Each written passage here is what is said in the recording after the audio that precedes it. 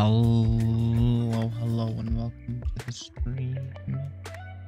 We are continuing today. What are we continuing, you might ask? Continuing to make Switch's hut. I am practically there. It's almost there. Doing something specific.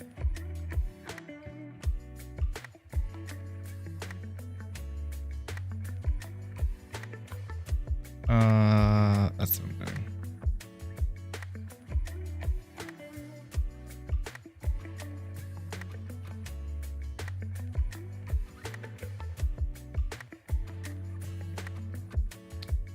Looks like stream is holding steady. Very good, very good. That's what we were waiting for. Just to make sure that stream held on for us. It looks like it's going to. So hope you're doing well tonight. What I'm going to be doing tonight is, I guess it's not night. Might not be night for you. Might be another time.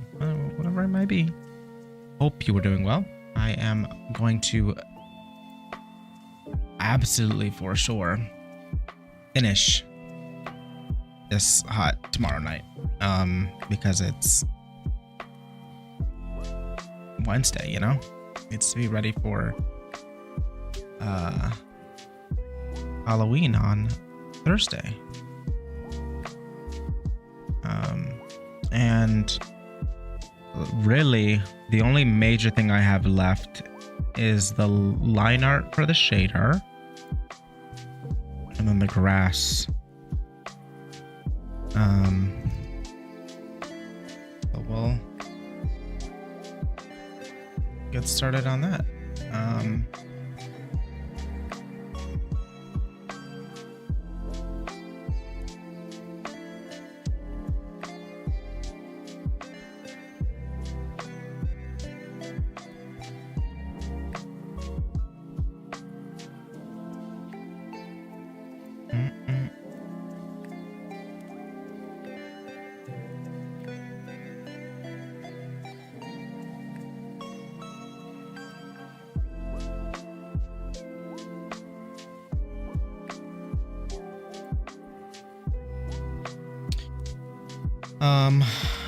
Okay, so let me pop this up. So this is gonna look a little bit different than the last time that you saw it, but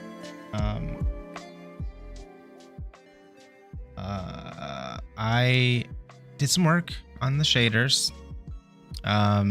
I just want to be able to kind of like push through that without having to also think about being moderately entertaining for stream.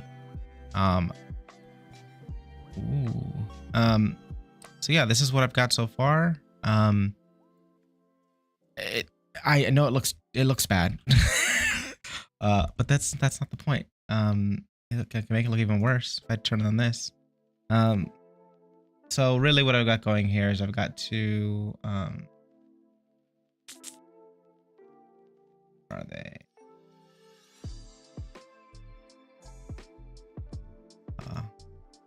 There you go. So here's the line art that I'm working on right now, and that's what's making it look real funky. If I turn this off as well, I get some pretty good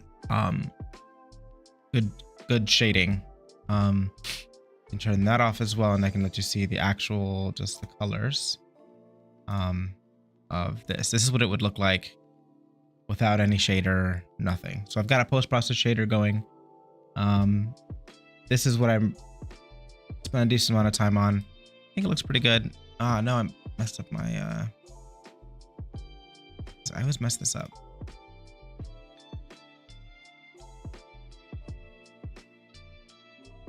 But yeah, I spent a decent amount of time on this.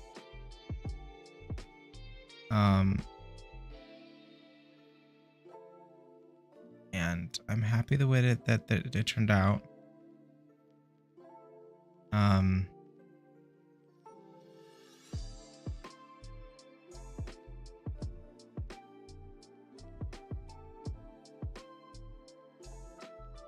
I think.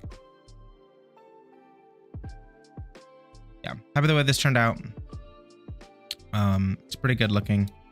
So really like the grass and the landscape, what I need to focus on.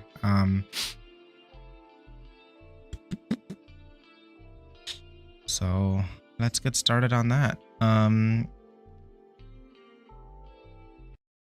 But yeah, really the ones that I'm going to be focused on are this one and this one.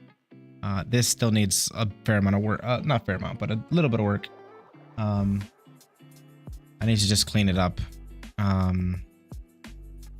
And I got help for this one from Visual. I think his name is Visual Art Tech. Does a fantastic job of just not only providing like really great tutorials on how to do something, but will explain everything behind what that thing actually is doing. So you get a lesson in whatever it is you're doing as well. It's really well done. It's like a industry professional teaching you industry standard stuff for free, and it's great. I will take that anytime. But I think we're gonna finish up the grass stuff. But that's a whole nother deep hole. Let's see.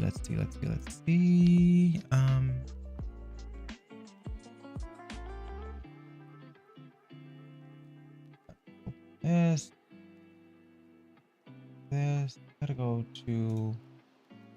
Gotta find the guy who made the other video.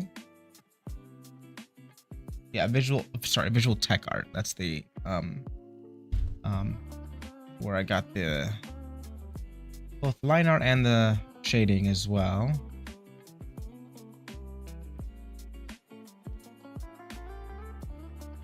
Now I need to find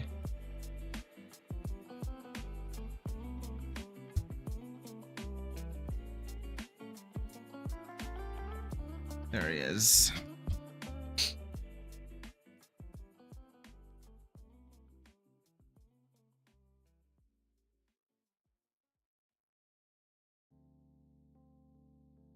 Oh, foliage. I didn't see that video. I might watch that. Brand-based foliage.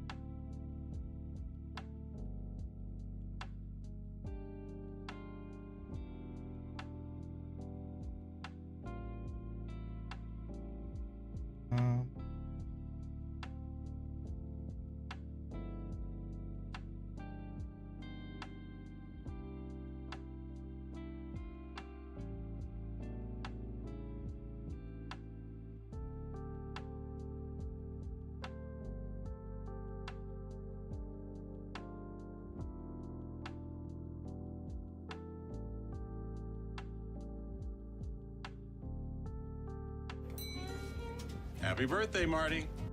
Oh, ads. Oh, ads.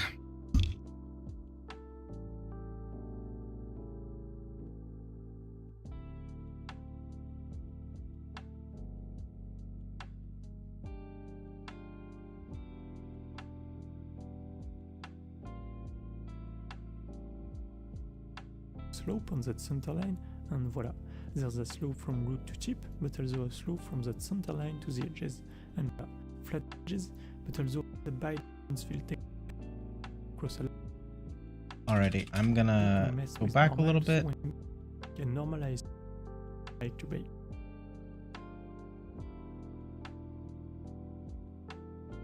Interesting to look at up close. Then I duplicate those cards to. All right, now I gotta find where.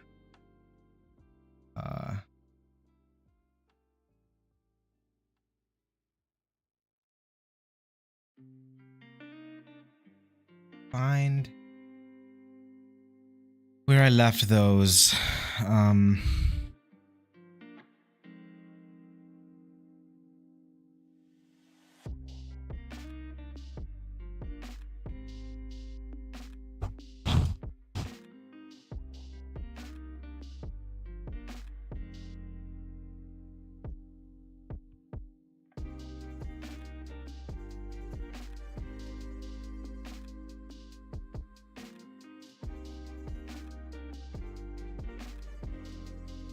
Fascinating. Not opening. Let's try again.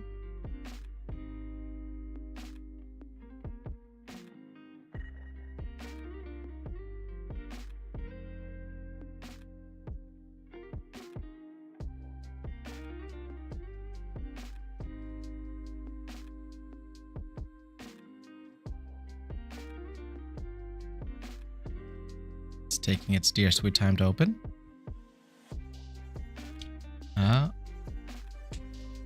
Maybe it will open. It's saying not responding. Oh, there we go. All right.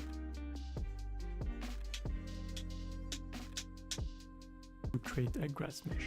Here again, there are things to try.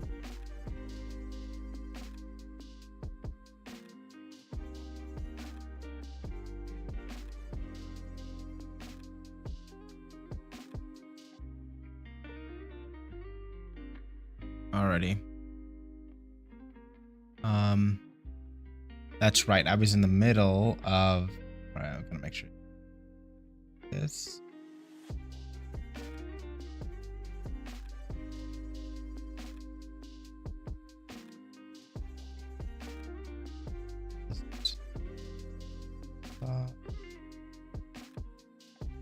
This off, and it should give you.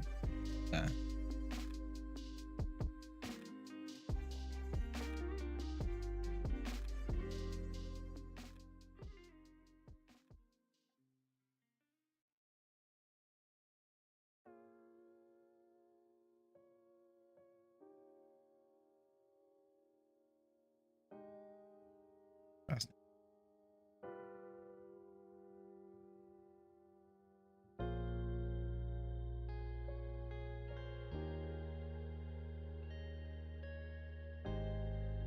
Should be fine.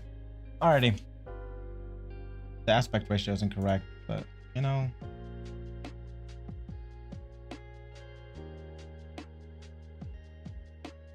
Whatever. Okay, so I'm currently trying to do this, essentially just creating a space where there's pretty consistent blue from all angles. That there's no, yeah. So I think we're pretty good actually. I'm gonna see how this goes. This is the first time I've done this, and we'll go from there. Performance-wise, you see this grass mesh is going to be instantiated in engine a huge number of times, right? And so you might want to try having a more compact grass mesh with fewer cards and fewer triangles and spawning a larger number of instances in engine, or try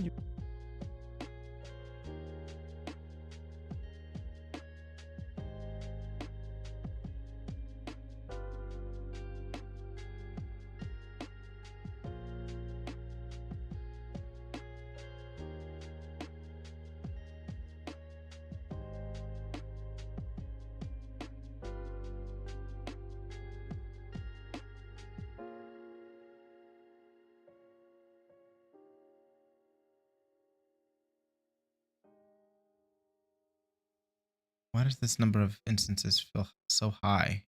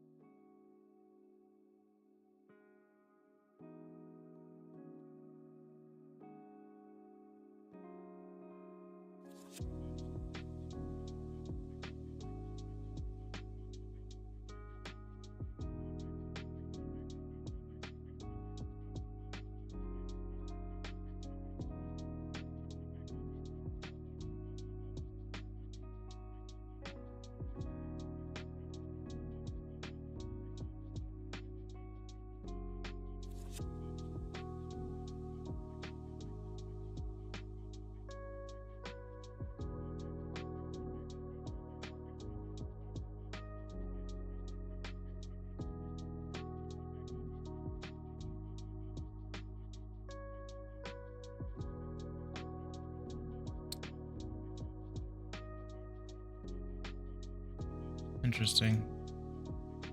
Something tells me I'm not supposed to have the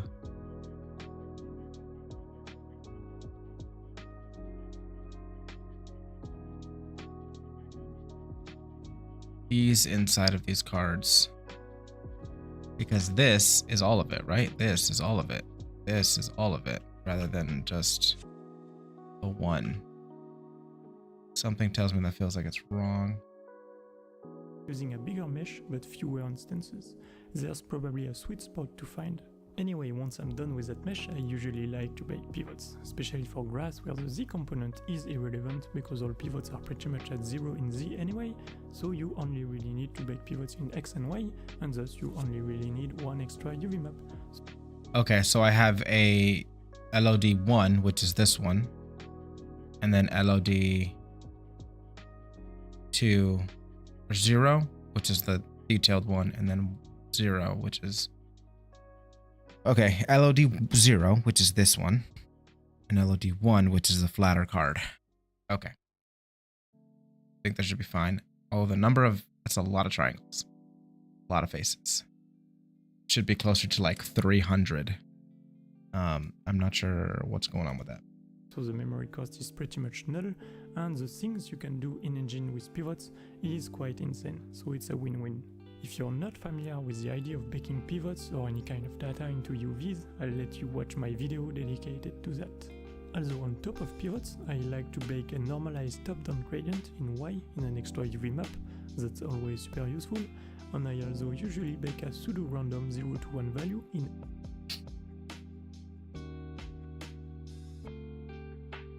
X per grass card.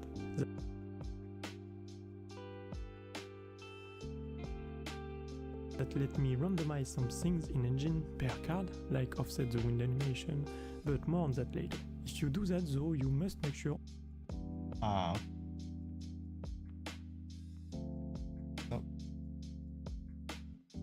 This is separate. It's supposed to be separate. That's not good.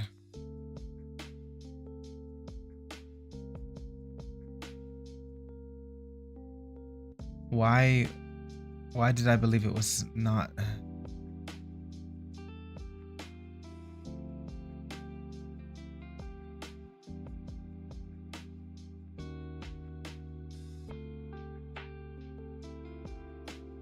Yeah, these are all together. Man, sometimes... I mean, clearly I did it, so clearly...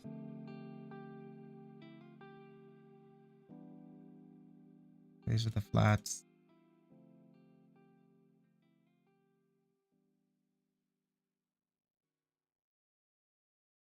LOD, yeah, that's LOD1. For all the flats.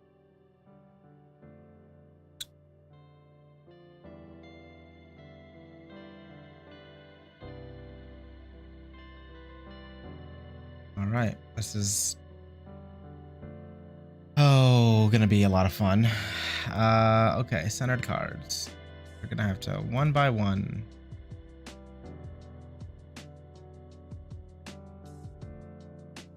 Wait, that's working. Okay.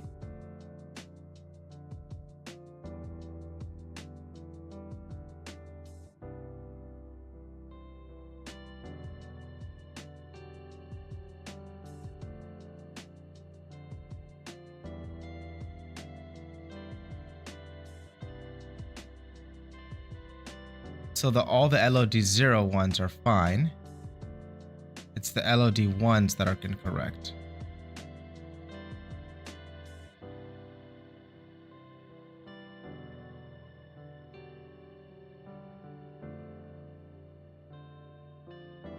Wait, what happened? I'm confused. Because LOD0.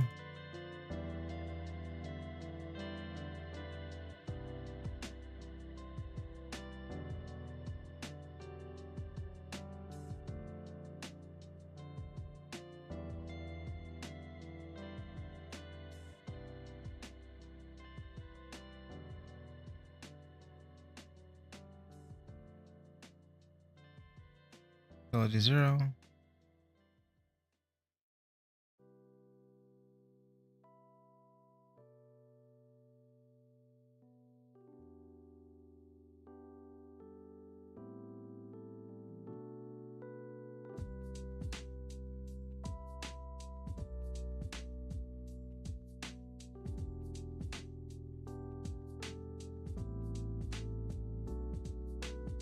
So I think honestly, it might be better for me to just start over. Why did I combine them? All LODs share that same value, right?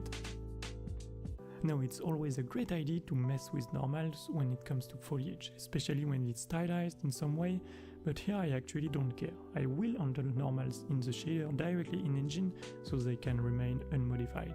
And voila, that grass mesh and its LODs are ready to be exported. However, I actually didn't render any texture yet, so let's do that real quick. A simple white material will do just fine for the opacity. I can use world normals remap like so to render a normal. Did I do this already? The shading? I don't think that I did. I don't have any materials, so yeah, I didn't do this. Because I had messed up. Okay. Oh boy.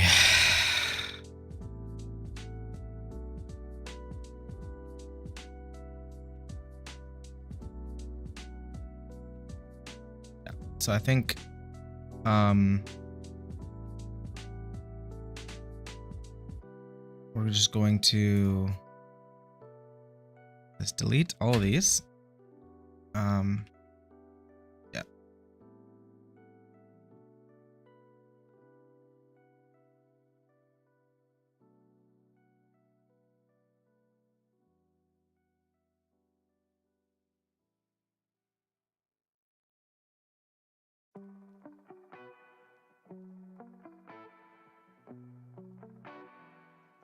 Yeah. All that hard work gets deleted. All right, that's fine. Censored cards. That's what we're moving. So we've got these cards, right? All right. These are the ones that we're duplicating. This needs to be separated. These need to be separated out. Why?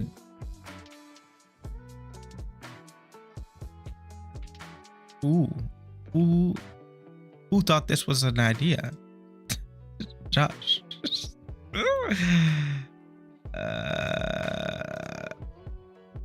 Interesting. So these are separated. Oh. Okay. All right. So this is what we'll do. Do it once. Ow, ow, ow. E, separate selection. So this LOD 0. We'll rename this. That's what we'll do. Okay. Here.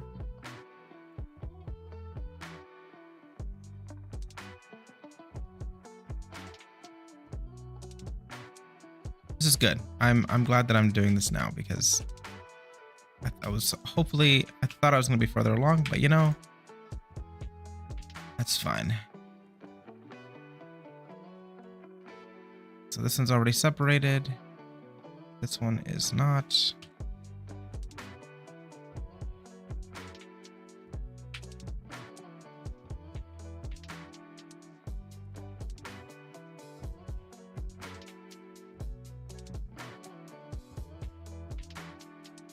Okay, so now what we're gonna do is go here. This is an LOD 0. All right, I'm gonna go through. LOD 0, grass 1.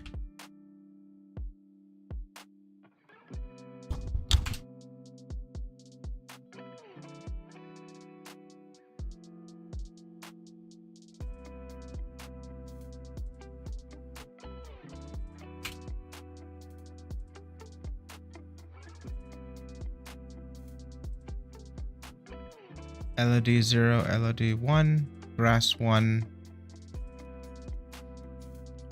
1.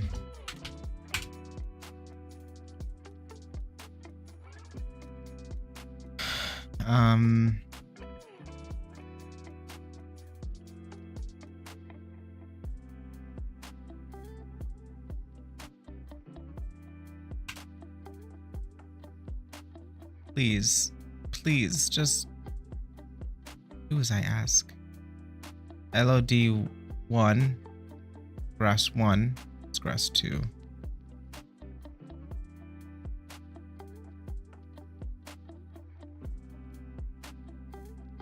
LOD 0, grass 1, 1. LOD 0, grass 1, 1. You and you should, nope. You and you should be LOD 1, LOD 0, grass 1, 1. Can we just do grass 1? What? No, it's not going to let me do it. Okay. LOD 0, grass 1. LOD 1. LOD 1, grass 1. 1. Yeah, okay, cool. These two are good. Settled. LOD. That should be LOD. Oh, so this one LOD 0.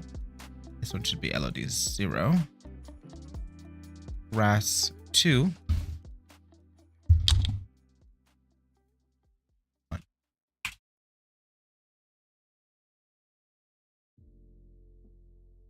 This should be LOD 1, grass 2, 1. Correct. Both of those are good.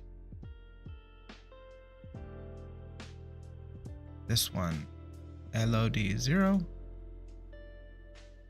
grass 3, 1. LOD 1, grass 3, right? Yes. LOD 1, grass 3, 1. Cool. Both of these are correct. LOD 0, grass 4, 1. LOD 1, grass 4, 1. Correct. 4, 1. Oh boy, this is on another level of tedium. You are good to go. Alrighty.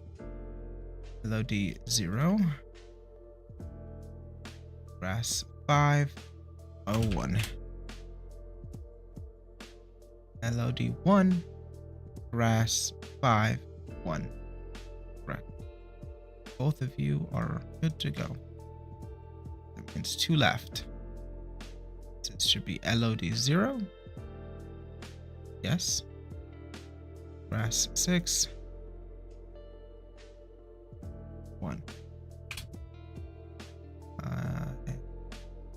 LOD. This one should be LOD 1. Grass 6.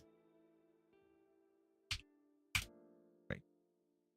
Both of you correspond. So there should be 6 LOD 0s and 6 LOD 1s. 1, 2, 3, 4, 5, 6. Yep. All LOD 0. 1 through 6. Correct. All right. Now what we do is open all of these again. Take them.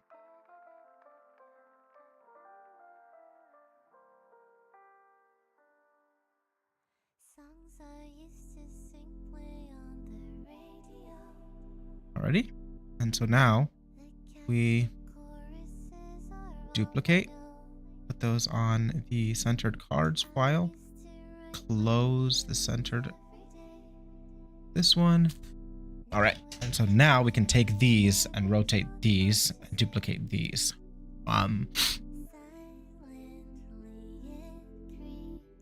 Up close.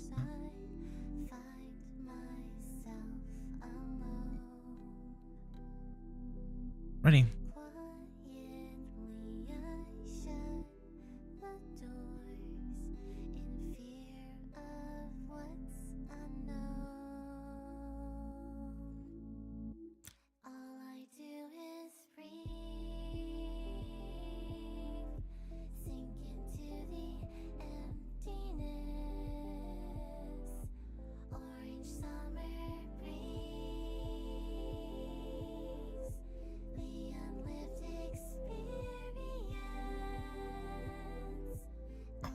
do is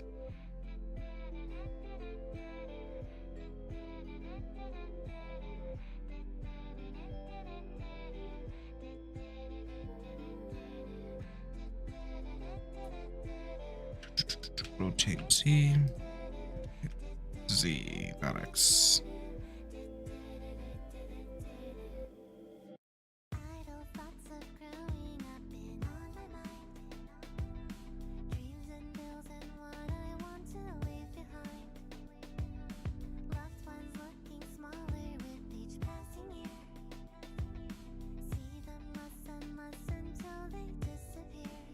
Like we've already got.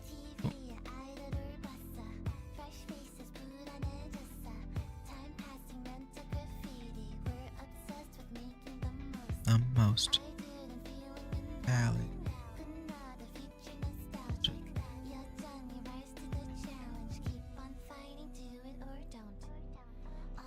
Do it free.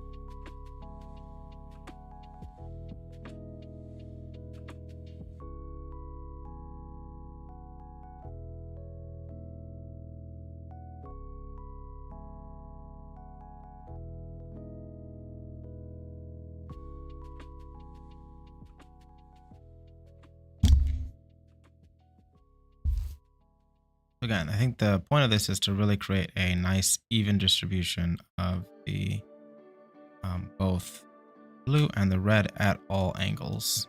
That's what we're doing here. I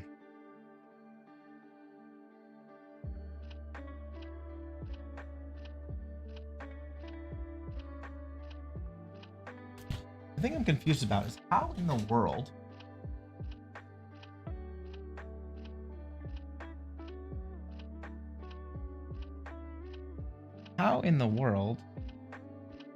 does this work where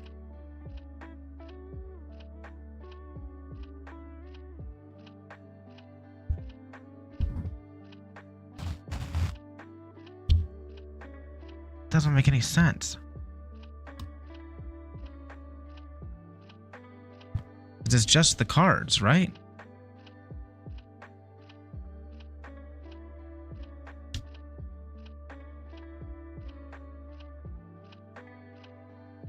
Yeah, there's, in this model, there's 73 grass cards and it only adds up to 317 faces? There's triangles? How is that possible?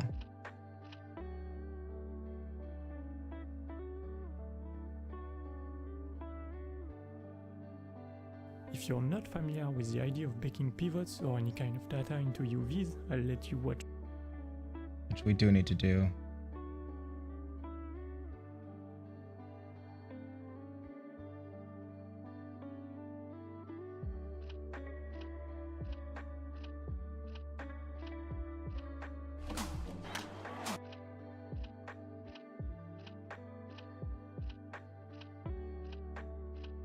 If you're familiar with my channel, you probably know that I am a huge fan of packing data into UVs and vertex color. I'm currently working on a stylized grass course in which I once again demonstrate how pivots can be used to create more intricate wind animation and do all kinds of shenanigans. And so I first wanted to work on a Blender add-on that would allow you to bake those pivots into UVs the same way I typically do in most of my projects. Until now, I used some super sketchy and limited Python script that I wrote for Blender, and so it was about time I made a proper add-on and publicly released it. For now, it's exclusive to my Patreon and available as tier 2 reward, but I'll make it freely available sooner or later. It grew to be something way bigger than just being a simple tool to bake pivots, and so in this video, I'm first going to explain the principle of baking data into UVs and what it can be used for. Then I'm going to showcase what the add-on is capable of, how to use it, and what you can do with it in Unreal Engine. Then I'll conclude the video with some technical information like performance concerns and other stuff to consider when using these kind of techniques. Alright, let's go.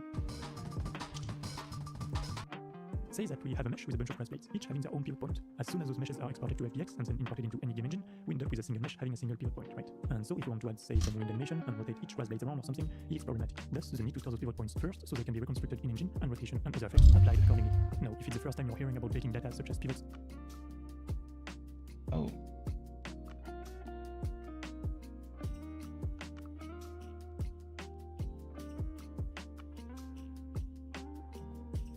Hello?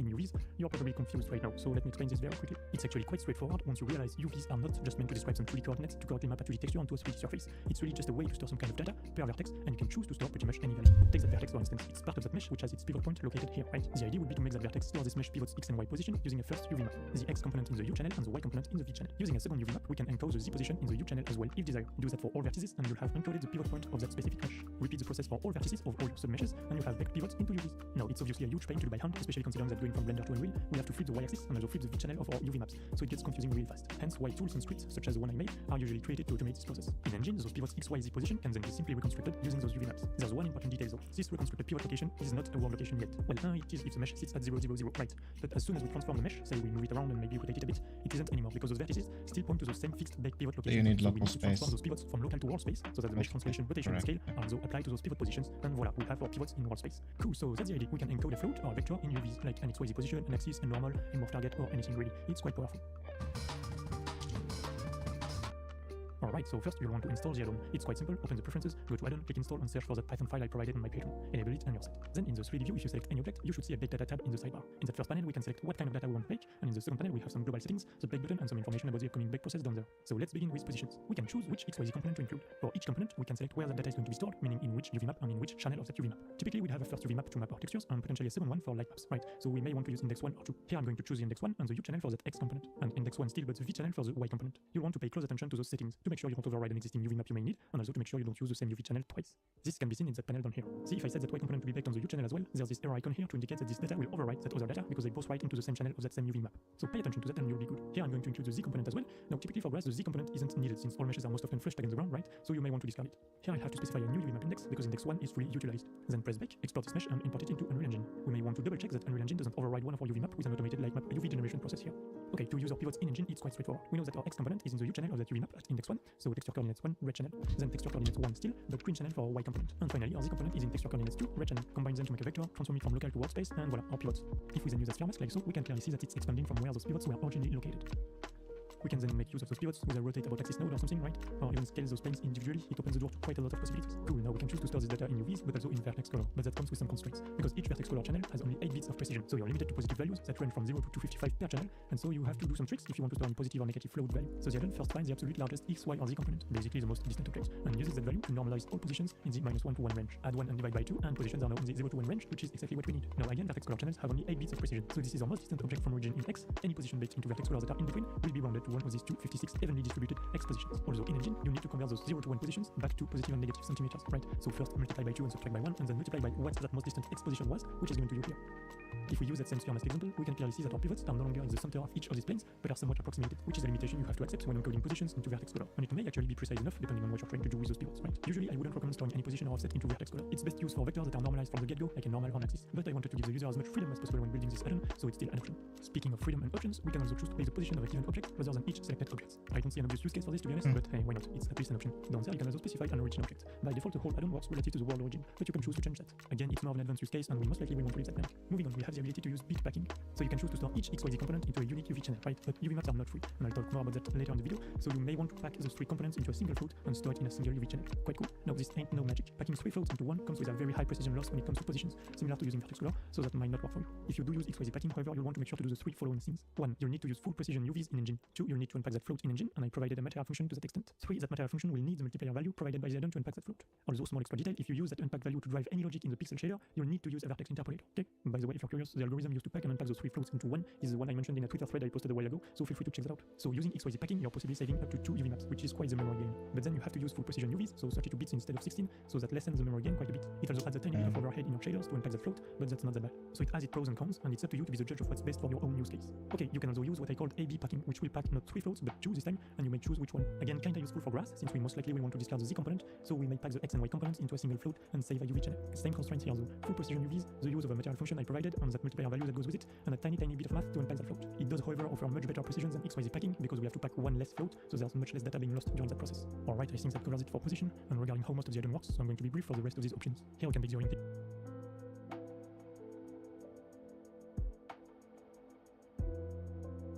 We had a much more recent Whenever heartburn strikes, get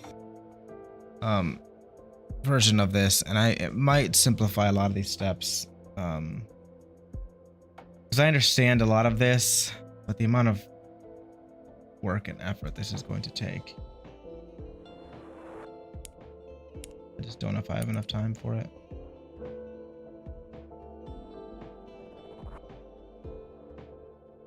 Next, I'm going to specify the desired output path. PNG is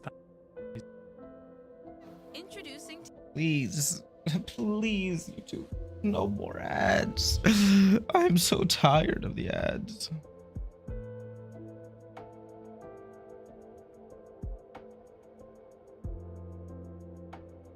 Pause. Waiting for ads. Pause. Oh, skip.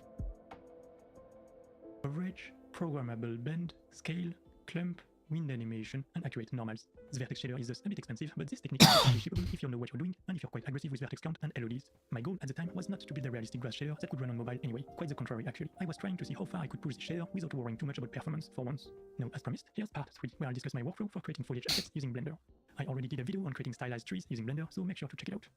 Now, today's video was severely delayed because creating foliage for real-time applications in Blender isn't a streamlined process. It's not overly complex, but the task is so specific that, well, It is very tailored for a specific. precise use case, right? Yes. There are quite a few buttons to press to get there, let's put it that way. And at one point, I thought it'd be a good idea to create an add-on that would make my life much Yes, easier. But we then know. things got a bit more complicated than anticipated, and I had other projects to finish as well, hence the delay. Anyway, now that I'm almost done with it, time to finally speak about creating foliage assets in Blender. So in this video, I'll show my step-by-step process to create this grass asset without using any add-on. And in a fourth and final part, I'll show what my Blender add-on aims to provide, how to use it, and so on. I'm quite happy with it, so stay tuned for that upcoming video. Anyway, enough rambling, let's jump right into it. First off, I'm going to delete everything. Then I'm going to create a camera. Shift A, camera. Press Alt R to reset its rotation, and let's offset it in Z. Cool. Now, let's check what the camera sees. Okay, so next I'm going to set this camera's type to orthographic. I may also change the width, whatever, not important. What's important, however, is the render resolution, so let's use 1024 and 512. Next, let's change the scene color management, very important. The view transform needs to be set to raw.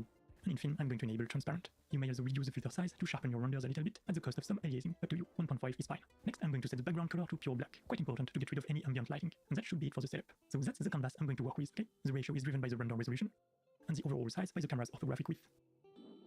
To better visualize this, I'm going to create a plane, and scale it to match the orthographic width and render aspect ratio. Display it as wireframe. F2 to rename it to, say, canvas, and then prevent the object from being selected and rendered. I'm also going to turn off the grid and axis in the viewport. Personal preferences. Next, I'm going to rename this collection to, say, scene, and create a new one named, say, high poly. So my goal at the point is to model the high poly foliage assets and lay them flat on that canvas. So this is what I've done already. I've done this already. For the sake of this video, I'll stick to simple things. I'm going to create a plane, press tab to enter edit mode, and press S and I've X done to all of scale this it on the already. axis. Then Ctrl R to add a I'm just vertical kind of edge area. And right away watching going to set its what he value to does. 1.0. Then Ctrl R again to add multiple horizontal edge loops using the scroll wheel. Next, I'm going to enable high proportional poly editing and change the grass. fall off. Selecting the top I want to see the PBR. Okay, I'm going to PBR assign a new pass. material to that object. Now, because the plane I originally started with is by default unwrapped like so, the grass blade model I ended up with should have a similar UV map, just with a few more edge loops. Using the slide operator to move the top and bottom vertices on the mesh should also have modified their position on the UV map, but no biggie. So to texture this grass blade and create the PBR passes, well, I could paint some grass blade texture using this UV map, say an albedo texture, roughness texture, and so on. I'm however going to stick with a much simpler method and use gradients to create and output the PBR passes. Much and better, I'm going to yeah. use this UV map for that purpose. But first, I'm going to create a couple of shader AOVs. Albedo, roughness, specular, opacity, that one can be of This is interesting. What is this? What is he doing here? Shader AOV, albedo, roughness, specular, opacity. type value. Okay. So where are you for this?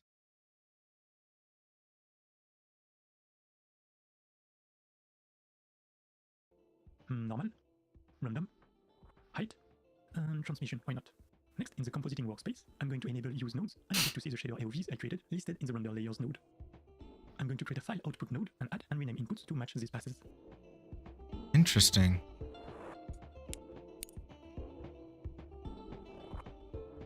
Next, I'm going to specify the desired output path.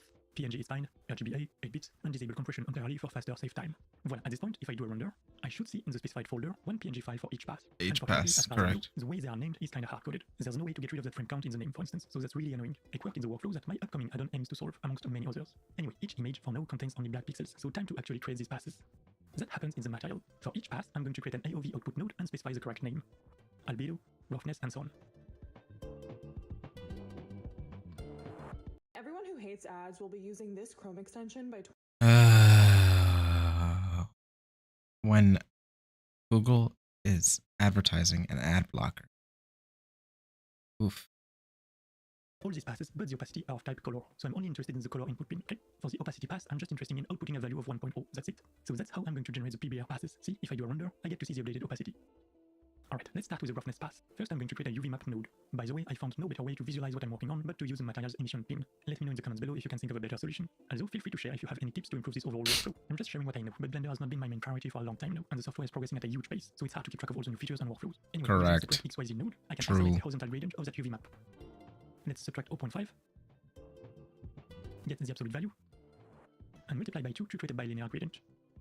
I might even use a power operation to control the gradient's fall off. I'm using Okay. a minus operation to Makes invert it sense. as well.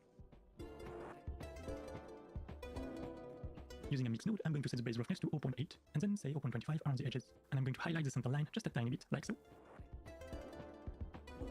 Ow. Voilà, that's my roughness map for that grass blade. Simple, but should provide a somewhat interesting specular behavior. I'm for now eyeballing things though. Values may need further tweaks once tested in engine with the proper lighting condition. Fascinating. For the specular map, I'm going to do the same thing, except that I'm going to flip gradients around and use quite low values overall. Again, that's just an example. That's assuming that's the artistic direction you're aiming for, and it's quite fun to try new things with grass shaders, try new looks and so on, especially for stylized rendering, of course. Anyway, regarding the albedo pass, well, I'm going to use similar tricks to generate color gradients. I'm also going to use a random value Blender generates per object to bring in some extra color variation per grass blade. There are plenty of shader tricks to think of here, but I'm keeping it simple. This is really cool. For the normal pass, I can simply remap the world space normals to a 0 to 1 range and flip the white channel. This is brilliant. This is so smart. For the random pass, well, you guessed it, the object's random value will do just fine. And finally, the height pass. That one is a little bit more involved. I'm going to create a cube. Display it as bounds. Prevent it from being rendered. Enter edit mode to offset vertices by 1 unit in Z. So select all, press G, Z, and 1 on the numpad. Then I'm going to scale it down by 50% and apply the scale. Next, using a texture coordinator node, I can specify this cube to generate object coordinates, isolate the Z component to create a vertical gradient, and therefore generate a height map. Just have to scale the cube in Z and shift its Z position to create the desired range. Interesting. Huh. Finally, for the transmission, I may simply use a top-down gradient derived from UVs as well. Voila, at that point, I just have to do a render to save all PBR passes to disk. Rendering a single grass blade is quite dull though, so let's create a couple of grass clamps. I'll fast forward a bit here, because in the end, it's just a matter of duplicating that one grass blade, entering edit mode, and use proportional editing to move vertices around and create interesting shapes and whatnot. You may fool around with modifiers as well, like bend, twist, and so on. The sky's the limit, let your creativity speak. So do that to create a couple of grass clamps variants, but be sure to leave enough room in between clamps. That's very important to prevent bleeding. More on that topic in a second. Anyway, that's pretty much it. I'm just going to update the height range, and that's it. Press render, and ta-da!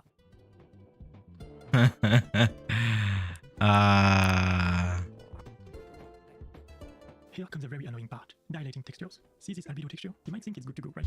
Import it in UE. Use its RGB components to drive a material's albedo and the alpha channel for the opacity mask. However, notice the black outlines that are creeping in the more distant I am to the mesh. If I get rid of the texture's alpha channel, I can see that albedo pixels were written where there was an alpha value, even the tiniest amount, hence the aliasing. It's a binary state, and that's totally expected. However, Interesting. that albedo texture is scaled down by half, and then half more, and again to create what we call the MIP chain. That's to allow the rendering engine to sample very few pixels from the texture if the object is teeny tiny on the screen. It's an optimization trick, as well as a way to prevent aliasing, and it's great. The downside, however, is that the texture starts to turn into a blurry mess the further you go along the MIP chain. Therefore, pixels that are outside this opacity mask gradually participate more and more in the final color. In other words, the background color is bleeding in, and you get black outlines. So to prevent this, textures have to be dilated, and there are many solutions to do this. Photoshop is of course a solution, but I'd rather suggest a free and open source alternative. GIMP, For instance, yeah. use GIMP and its value propagate filter. Set it to more opaque, click OK, and tap Ctrl F until the texture is entirely flooded. Oh. Apply the initial alpha channel, and voila. Visually, it's the same, but now background pixels are no longer black, but contain colors. And that's one solution. You can also, of course, duplicate the layer, blur the underlying one, merge, rinse and repeat, and reapply the alpha channel. You can probably build a script in GIMP to do that for you. Image magic is probably a solution as well. There's probably a command line that exists to batch process a bunch of images all in one go. Now, dilating textures come with two important gotchas. One is file size. For instance, dilating a texture using a blur results in an image that is mostly comprised of smooth gradients, and it's the worst case scenario for most image compression algorithms. Large blocks of the same color would instead be ideal. Second gotcha, dilating a texture doesn't really solve the black outline problem. Man, this is more complicated than the shader stuff inside of Unreal. I just want to make some grass. The background color is going to be biased towards the edge color, if that makes sense. Some things that may be very apparent if, let's say, for some artistic reasons, you have very bright edges, right? And actually, the same issue appears in other textures as well, and roughness and specular maps may quite often feature that kind of edge treatment, especially for grass, right? Thus, bright edges may result in a bright dilated background, which is going to bleed in with MIP maps. Again, it's not usually a big issue, but it's something to know. So dilating textures can be a pain in the butt. It's a process that comes with a few technical subtleties, and that, I believe, still for most artists, involves a lot of manual labor, meaning lots of clicking on buttons. So to solve the file compression, edge bias, and time-consuming process issues, a new technique was presented at GDC 2019 called MIP flooding, and someone was kind enough to release a Python script that implements it for free. Interesting. Alright, so there are a couple of steps to make that Python script work in Blender, but hopefully nothing too problematic. First, I'm going to open this GitHub page. Link is in the video description below. I'm also going to give the author a shoutout. Thanks for the script. Now, if you're familiar with Git, you may get the files with a pull, but downloading the zip from the GitHub page also does the job. So I'm going to unzip it, and voila. Next step is to create a Python script in Blender, like so, and use the code sample provided on the Git page. Now, that MIP-flooding Python script uses a Python image library, aka PIL, or its fork below.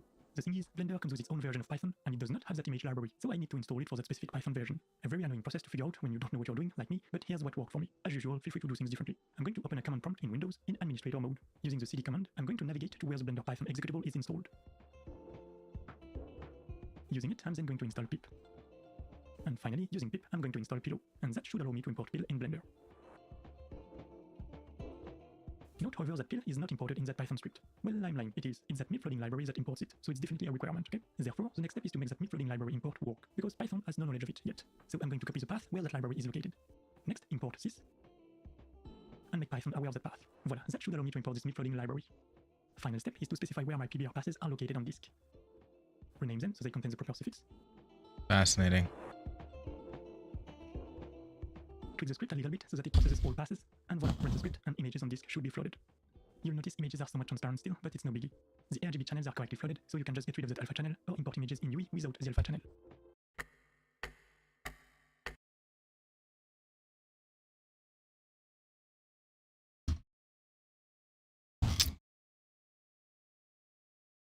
Okay. Reaching my limit for today in terms of what I can learn. Create a new scene. Shift A, image, mesh plane, and open the opacity map. In the shading workspace, I'm going to use the color as alpha. use a non-color color space, set the emission strength to 1, and set the render method to blended. Back in the modeling workspace, I'm going to change the viewport shading mode, Alt-A to deselect all, and I'm going to make sure I'm in vertex mode, so tap 1 on the keyboard to do that. And I'm going to right-click while holding Control to create a vertex here, and keep doing that to detour that first group of grass blades. Now, there are a couple of things to think about here. Vertices must never be placed outside this canvas. It's very important for an upcoming step.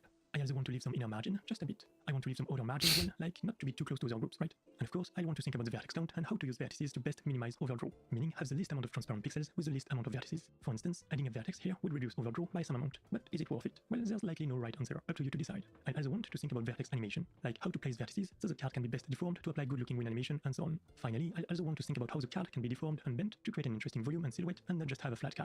Don't worry too much about it at first though, this will come with experience. Anyway, I'm going to select these 4 vertices and tap the F key to create a quad and keep doing that until the whole card is surfaced. It's important at this point to make sure normals are facing the correct way though, so I'm going to activate the face orientation overlay, and if any geometry is shown in red, select it and flip the normals. Yeah. Control N or Alt Moving N. on, I'm going to add an edge group here using Ctrl R, and with these 2 vertices selected, I'm going to press J to create an edge. And turns out I can place vertices like so to get rid of that unnecessary triangle. Cool. Oh, and actually, I'm going to add a vertex here, add an edge with a JK, double tap J to slice that vertex along that edge to get rid of that triangle. That's going to allow me to extract a bit more volume from that card in the upcoming step. Anyway, that's Interesting. LOD 0. I'm going to repeat the process for LOD 1 and 2, ideally reducing the vertex count by half each time. The last LOD should likely be just a single quad or even a single triangle when possible. Rinse and repeat for the other cards, and voila. I'm just going to make sure vertices all lay flat on the plane by scaling the object to 0 in Z. Next, I'm going to double check that no vertices lay outside the canvas, and it looks okay to me. Pressing 7 on the numpad to ensure I'm looking from above, I'm going to tap A to select everything, press U and select Project from View Bounds. And voila, UVs are done and cards are ready to go. Well, almost. I'm going to do one more step that is going to facilitate LOD's selection further down the road. So I'm going to say this material is LOD 0, duplicate it, name it LOD 1, and apply it to the LOD 1 cards. By the way, the L key is very useful to expand the selection to the whole mesh. Anyway, duplicate the material once more, name it LOD 2, and apply it to the LOD 2 cards. That way I can use the material selection feature to select LODs, and that will... I think I'm just watching this so that when I get to it again later, I already know what I'm going to be doing. We're almost done. I'm going to select this object and press Ctrl C to copy it, create a new scene, and Ctrl V to paste it. I'm going to delete the canvas. Then I'm going to select this bit, press Ctrl L, and press P to separate the geometry, and rinse and repeat for the other cards. Next, in object mode, I'm going to recenter them, and apply their location. In object mode, still, I'm going to select all objects, press R, X, and type 90 using the numpad, and apply the rotation. Press Shift C to reset the cursor on the view. Select all objects, go to edit mode, tap 3 for the side view, and select one of these vertices at the top. Next, I'm going to use the proportional editing once more with a sharp fall off to apply a reasonable amount of curvature. Same, looking from above, I'm going to bend the geometry just a little bit, like so. Finally, I'm going to isolate one of these objects and see how I can make these cards look a tiny bit more appealing. The goal is to try and make these cards have the maximum amount of pixel coverage when looked at from any angle. A flat card being the worst case scenario, look at it from the side and it disappears, right? And so that's where being a bit smart with the way you create your cards is going to help. So yeah, it's all about using your best judgment and trying not to deviate too much from the higher LODs, because you likely have quite a bit of geometry to work with for the LOD 0, right? So you can likely create an interesting volume, sure. But keep in mind that this LOD 0 is going to quite abruptly transition to the LOD 1 at some point, and then LOD 2 and so on. So there's a balance to find, right? Tweak too much the LOD 0, and the LOD switch is potentially going to be quite noticeable in-game. On the other hand, it's a good idea to leverage the higher vertex count and add some extra oomph to that flat card, if that makes sense. Anyway, repeat the process for all cards, use shade smooth on all objects, rename them, and put them in a collection. The last step is to create the in-game grass assets. I'm going to create a linked duplicate of this collection, and I'm going to select all objects in that collection and press Alt-D 1 or 2 times to duplicate cards. Next, I'm going to use the randomized transform operator to spread these cards apart and then manually fine-tune the result.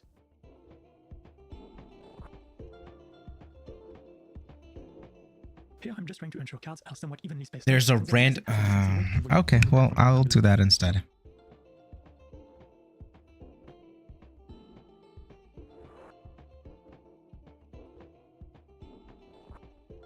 And that looks good to me. I'm not being too serious about it, to be honest. It's an asset for a tutorial after all. Anyway, now is probably the time to bake pivots using my data baker add-on or your preferred method. And the reason I've kept LOD 0, 1, and 2 part of the same object is that I really like to bake a random value per card in UT.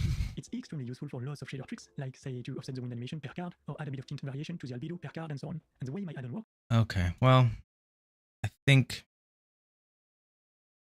that I have mentally exhausted myself today. I've done a lot. The majority of the work that I did for the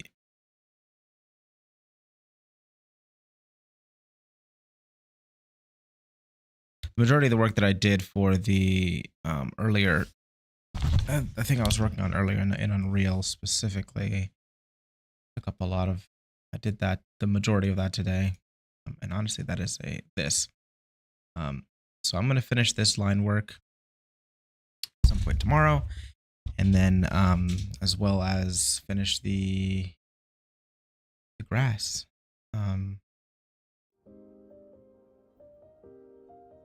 Because I think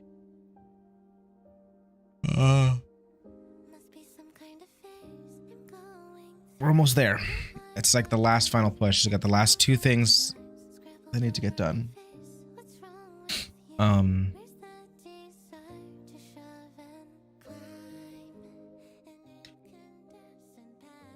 Yeah, we're doing good. This is good.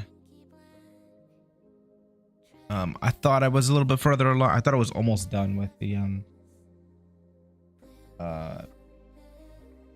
grass, and I stopped there because I knew that, or I thought that I was almost there. I just needed to do the materials, but I'm not there yet. So tomorrow I will have to finish the line art within an hour, and then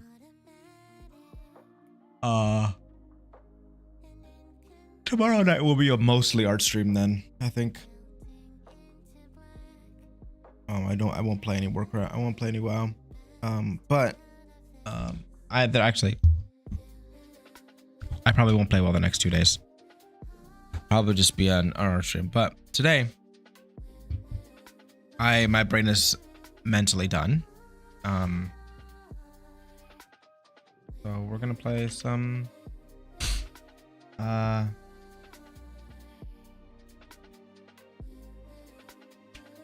gonna play some WoW now.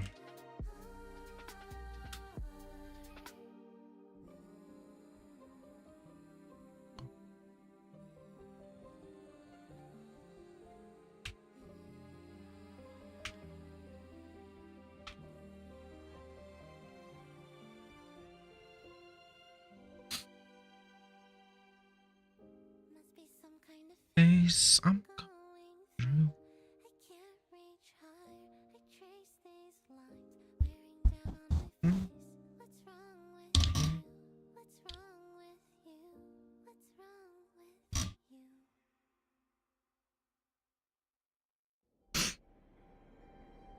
Today will be primarily focused on leveling. No Halloween thing today. We're level 23, which is not terrible.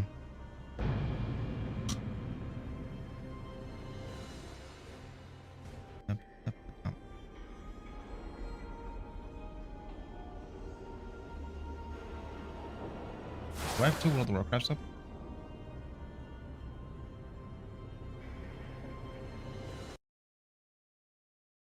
Oh, yeah. Alright.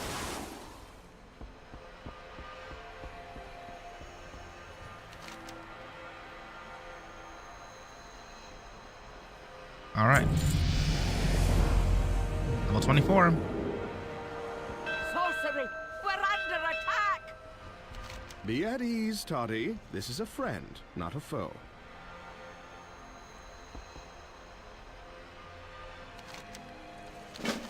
Apologies for my abrupt arrival. Oh.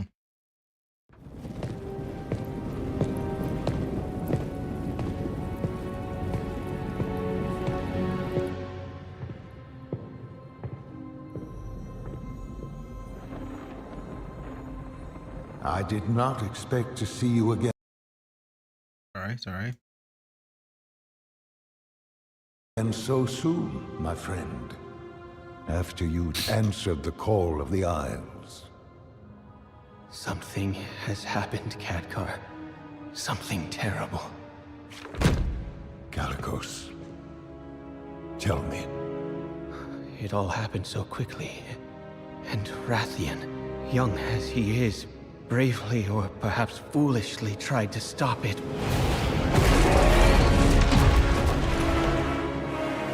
But he was too late. The Tempest had already been unleashed.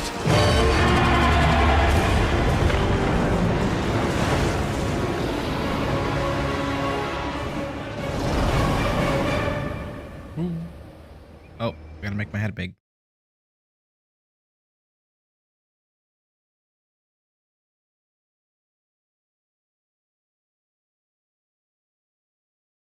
Global chat. There we go. All right, cool. She let me live. I honestly don't know what's with a happening right now. message. They are coming to cleanse the world of the Titan's stain. Alexstrasza, who is she? What is she? She is Razagath, youngest of the primal incarnates. Oh. Incarnates? 4 dangerous adherents of the elemental forces. At the dawn of the aspects, our flights embraced the Titan's gifts. They did not. The war that followed was unimaginable. And it took all of our strength combined to banish them. If they were so dangerous, why were they not destroyed? I hadn't the heart to do it. We were once as clutchmates. Time, it seems, has not quelled their fury. And look at us. Should she free her kin now, we haven't the strength to stop them. And if Iridicrum's hunger is unleashed... Then we have no choice. If we are to be protectors once more, the aspects of our dragonflights must be made anew.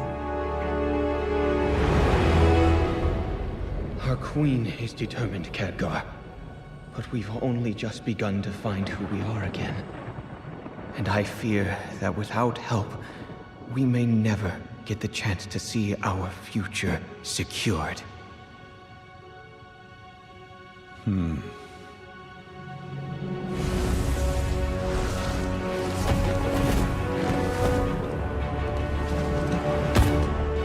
Then it seems the mortal races too must answer the call and face the storms ahead.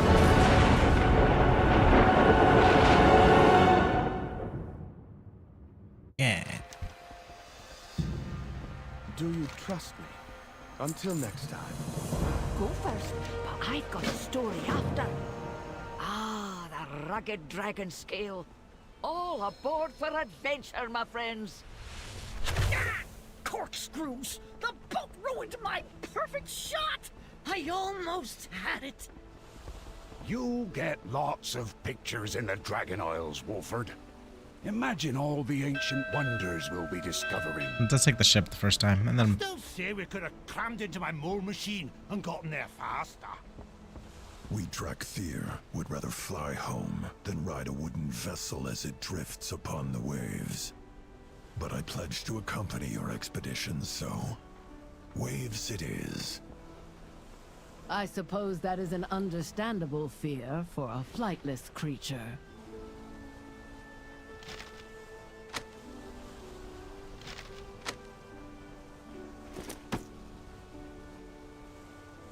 Nice.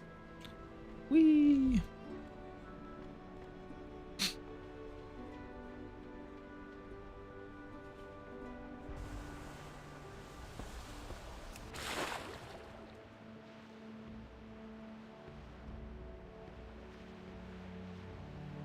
Cool.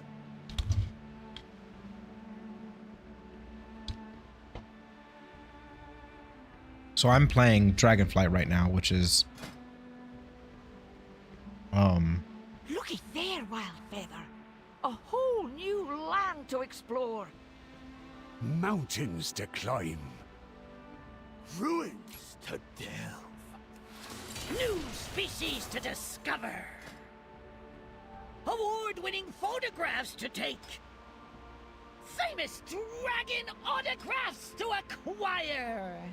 And flip far above normal resale value. Focus. Obsidian warders, stay alert on approach.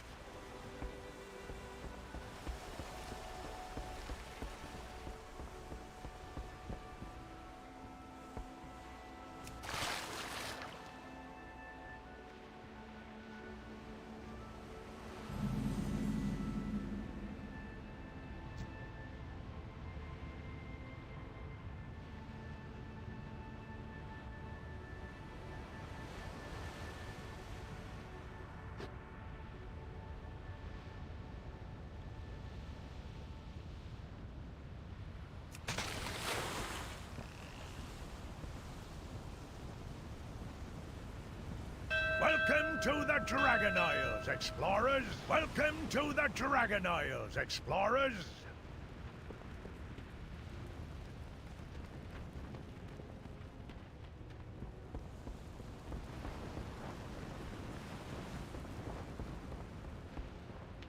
Ride the rugged dragon scales. Dragon Isle? Okay.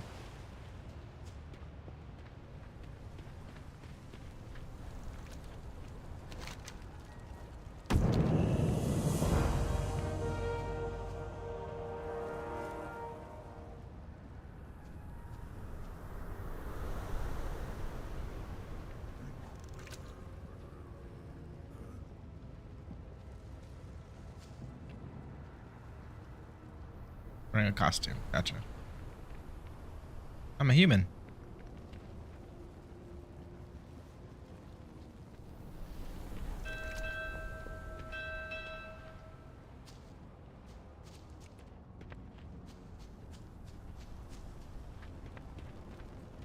What adventure brings you here?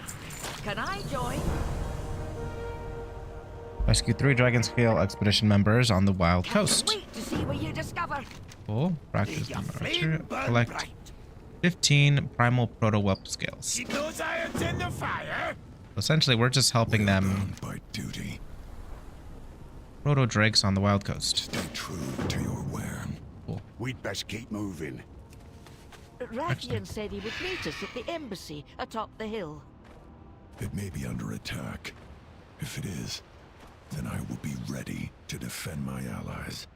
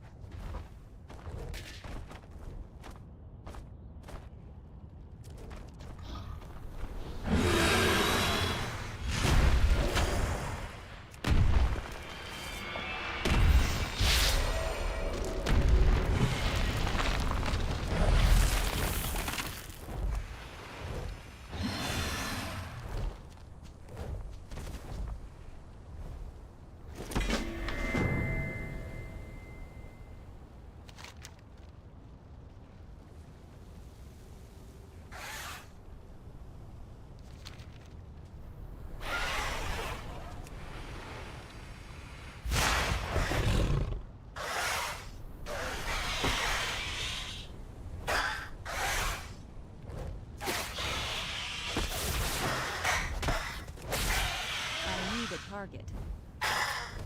It's weird. I sound like a human. It's very interesting.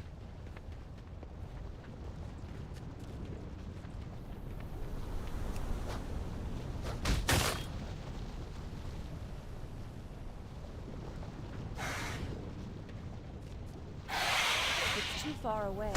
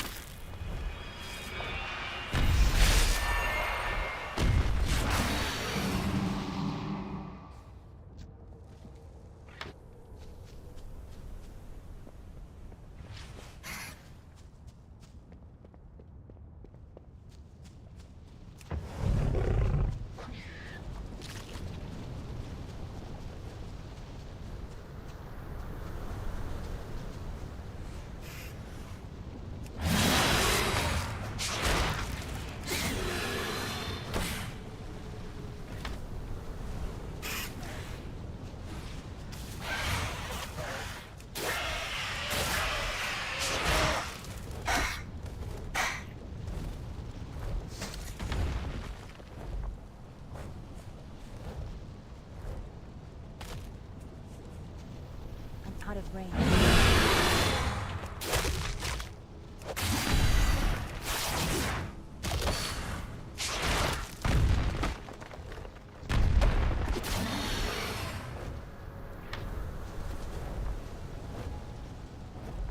Oh, dang it. I need an...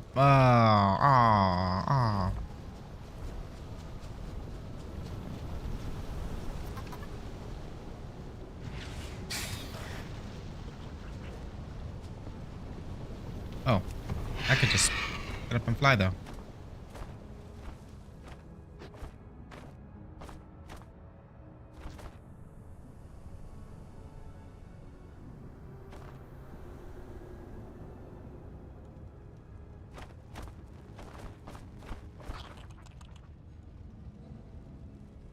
Hi, how are you?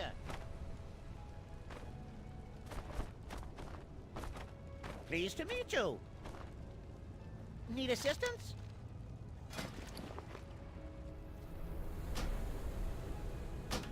Alrighty then.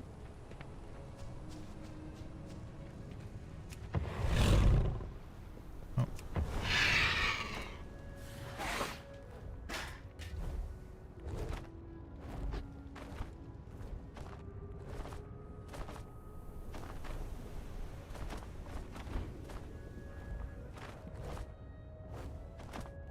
I need herbology. So where is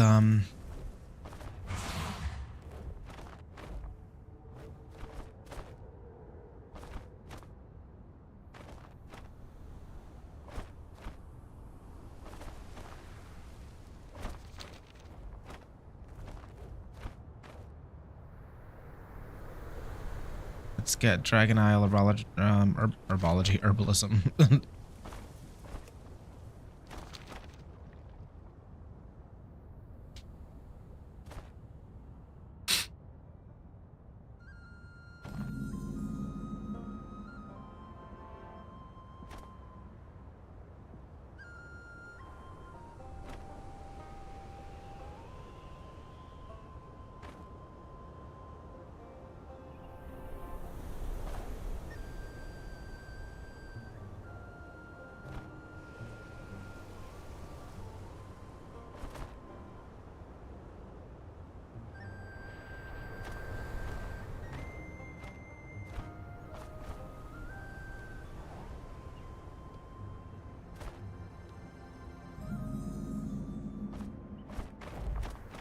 We serve life. Nice.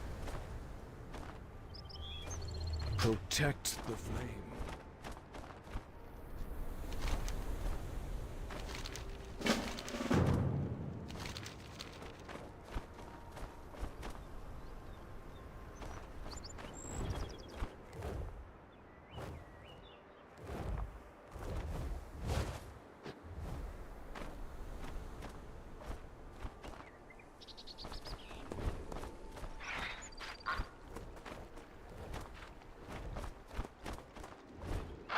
How are you? You need something?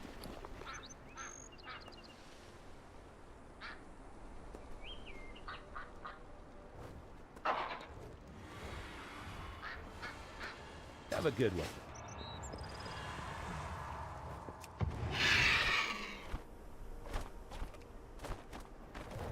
What can I do for you?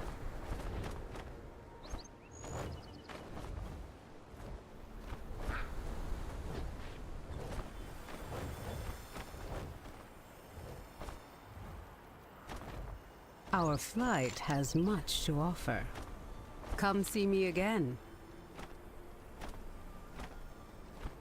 Go in wisdom. I think I don't get that till level 30. Am I dreaming? Interesting. Go. Yeah, I think this is a level 30 space. And I should be able to get some of these things when I'm level 30. It's cool.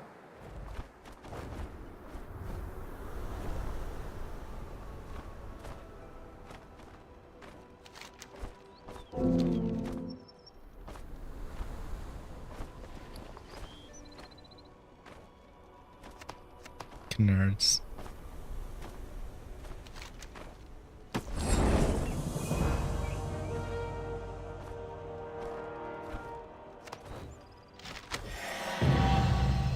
You've got the coin?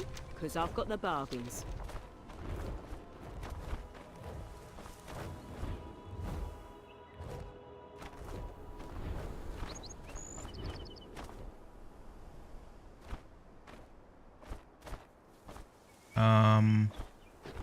So this is just an observatory.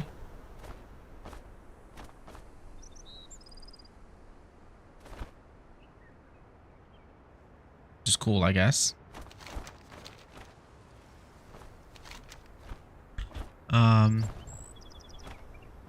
Life Vault Ruins.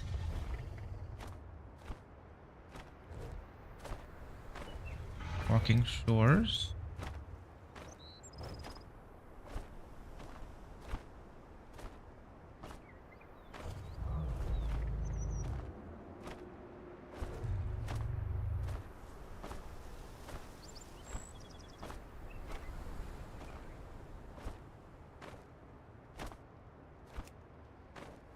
Is that like 1,000 meters? I just want herbalism so I can start doing herb stuff.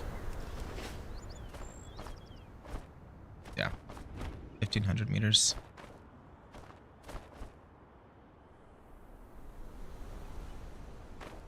I do like how pretty all this stuff is. I like the landscape.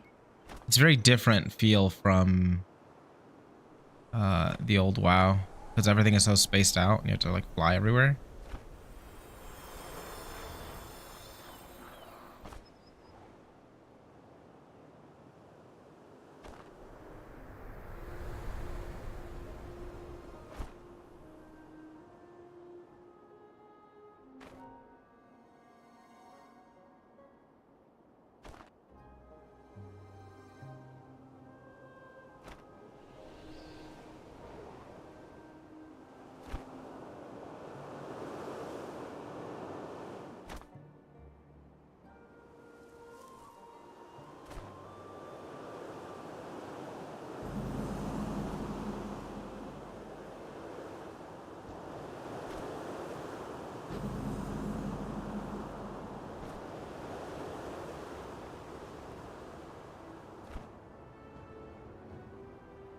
The Isles welcome you. Nice. Okay, so we've got this open now.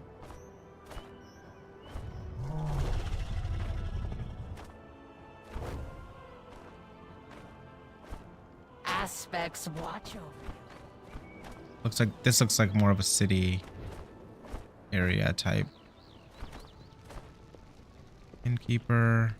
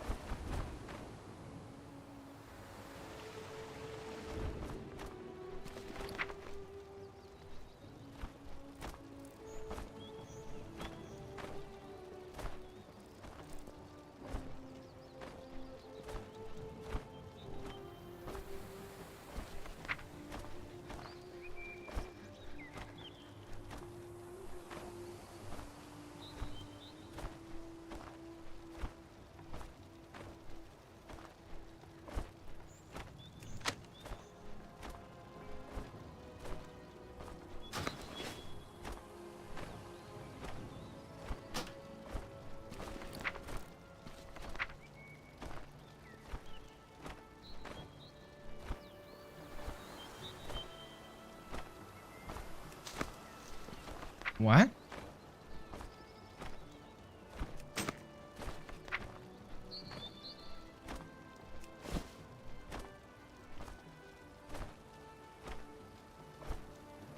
Okay. You can lose things and then find them. Interesting.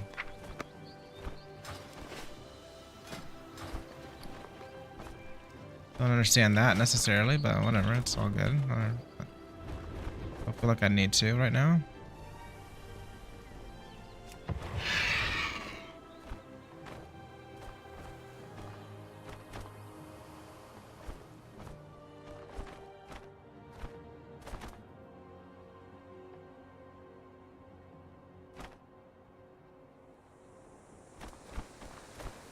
Welcome to the Dragon Isles. Victory in all your battles. Is there no herbalism trainer? Where are they? Sad. What time is it?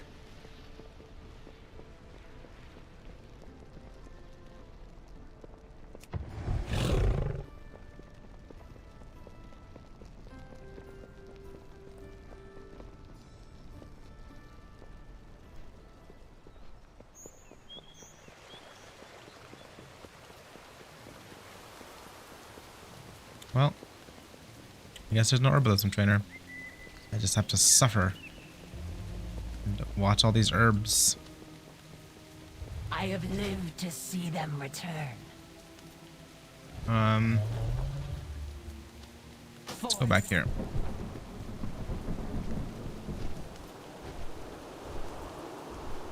I think it's a little bit faster to do this, so.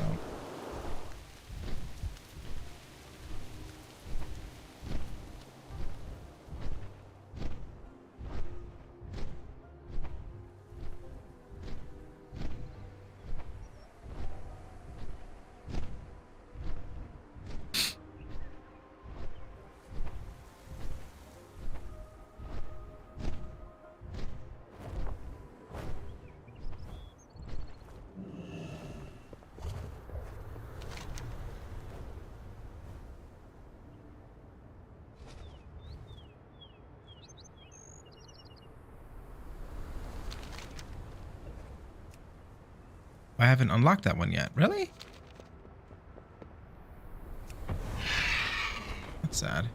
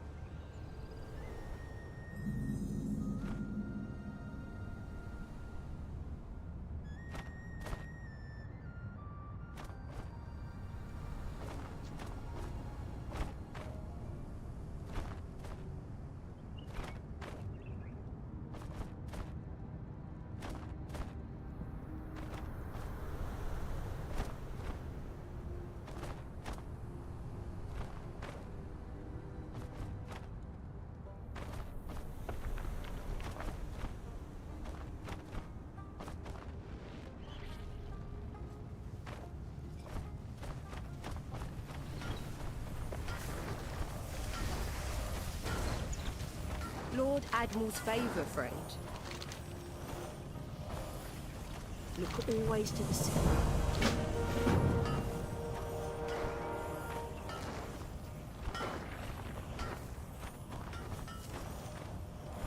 Good day to you.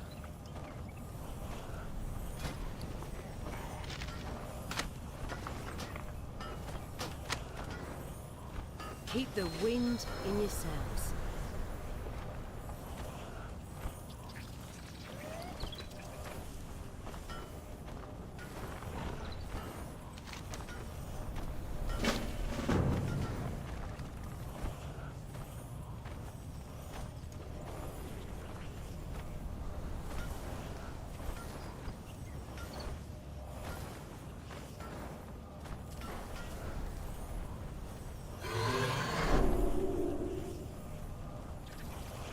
Ahoy! Smooth sailing.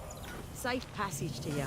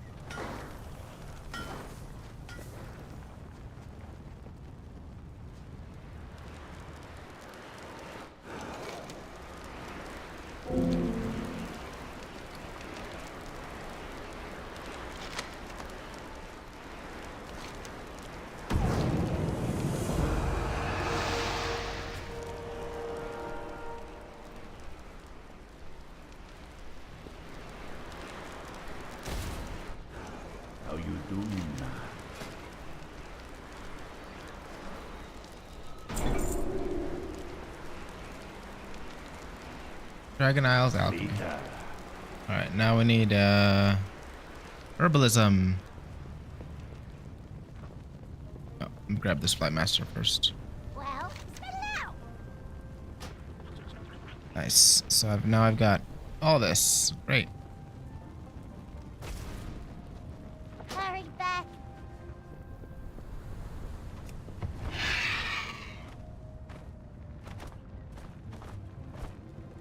Chanting.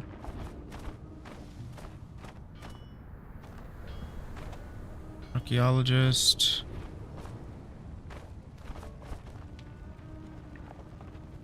Dark Talons, Horde Escort.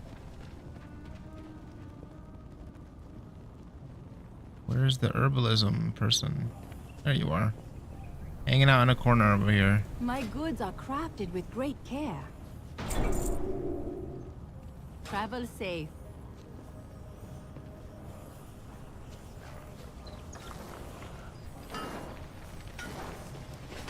Okay, so now what we need to do is go back over here and just quest along this coast here.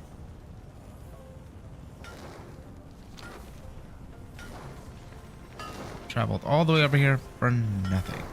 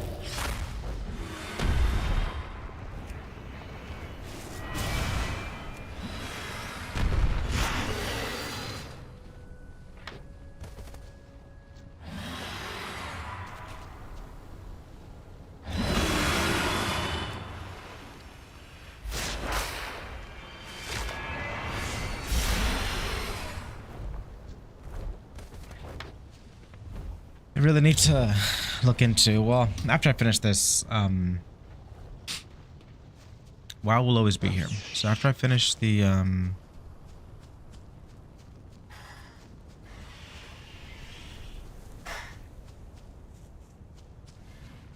need the whelps.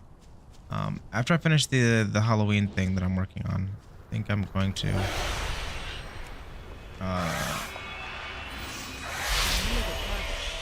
which I have the whole weekend, so that's pretty good.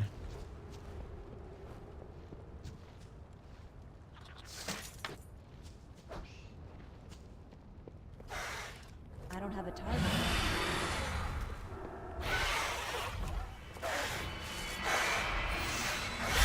I need a target.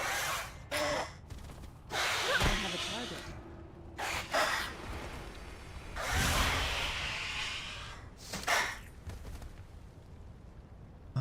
Okay, I need a few more. Got 10 of those.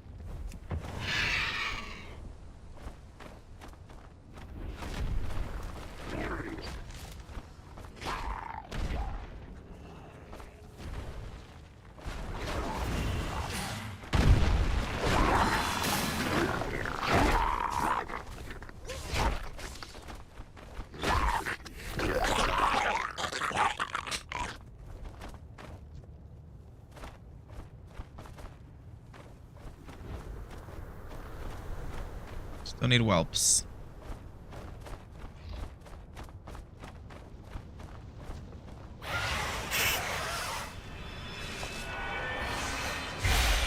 I need a target.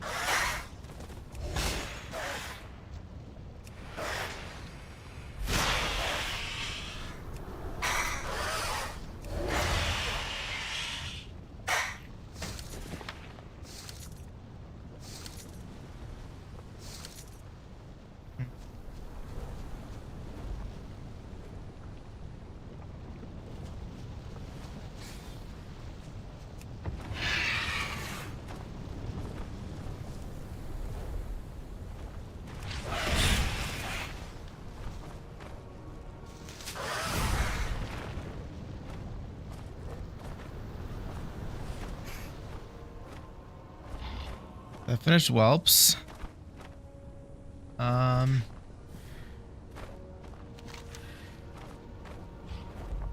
There we go.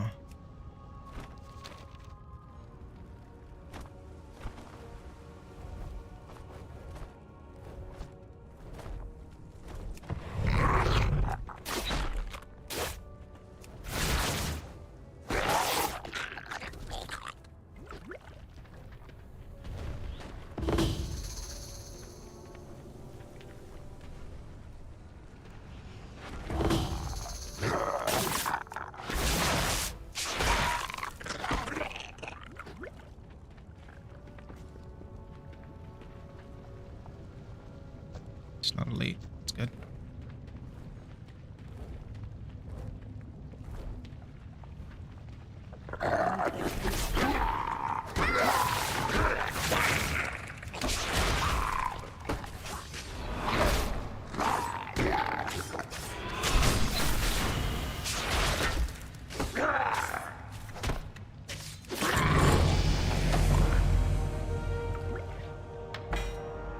Cool.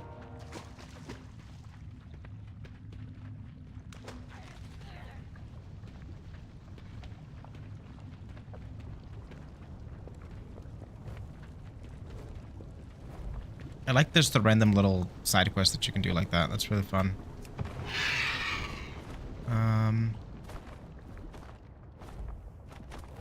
Here we are.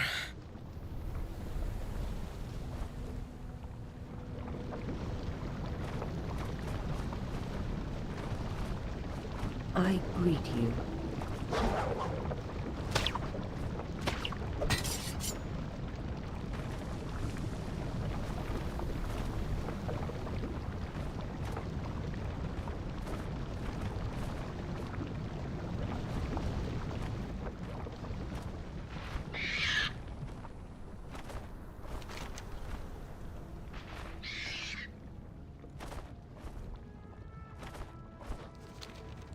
Turning in all the quests over here. All right.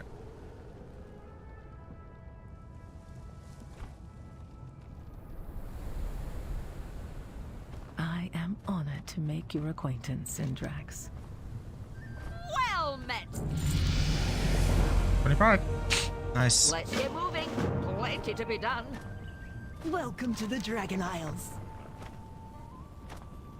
It was nice to... Yes. I had expected Major Domo Solistra and Rathian to be here by now. But I am honored to be the one to welcome you to the Dragon Isles.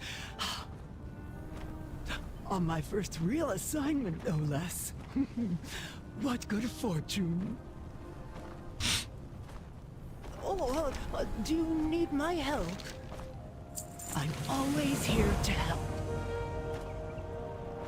Please enjoy your time. So you two were adversaries before leading this expedition together? Yes. The Horde and Alliance have a long history of rivalry. But Tori and I pursue knowledge, not violence. And adventure. Knowledge is only half the fun. Oh, she's a blood elf. Okay. Ready to serve.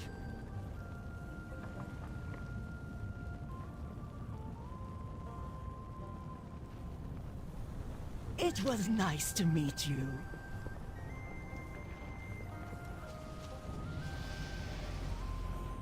Dragons are What tall. is your report? Fair skies and strong winds to you. We'll meet again. How can I help you?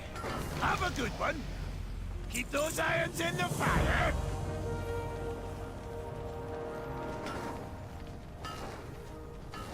Where's the Horde representative? Ah, there they are. Doo-doo-doo-doo-doo.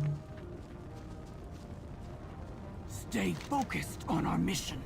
Never stop training. Stay strong. Nice.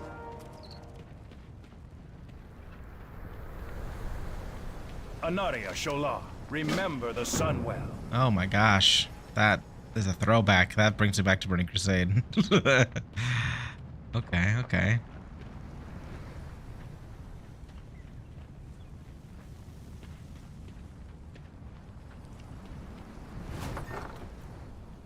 What am I doing? Search for power, allies, danger.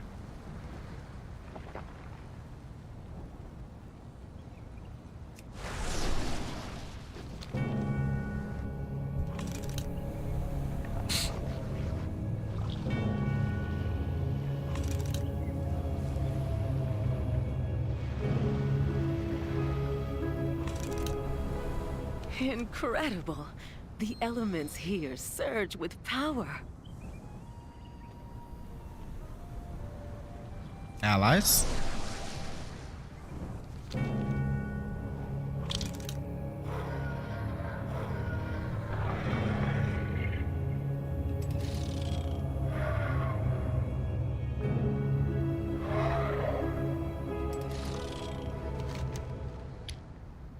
Dragon Riders? I gotta race them! Danger.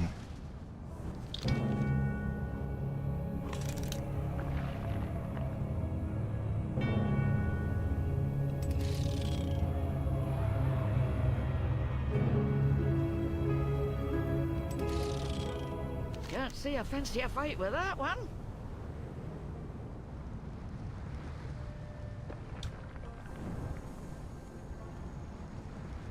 Our enemies will fall. Death to all who oppose us.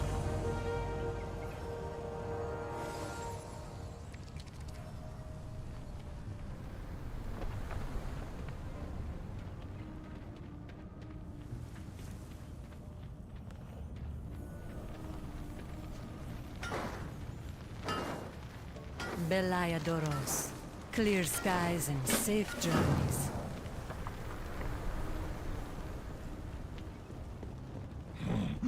Welcome, honored guest! Oh, hello. See what is new. Take this guide. It shows the embassy's many amenities. If they weren't all in disrepair, that is. Cool.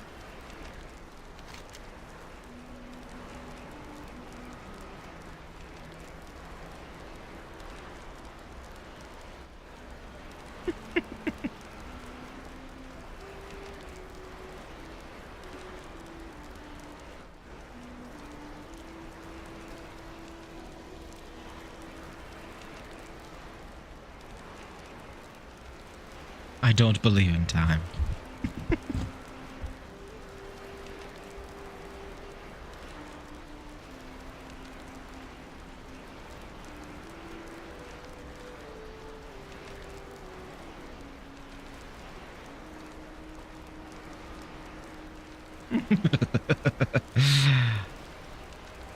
Or Azeroth. What a joy it is to see new signatures in the visitor's log after all these years.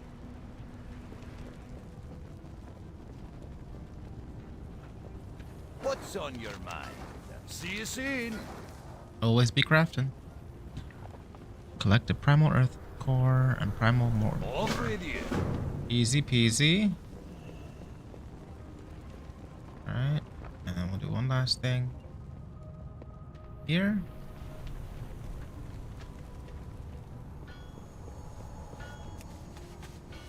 Queen Alexstrasza is far more impressive than any statue you'll find in the Isles.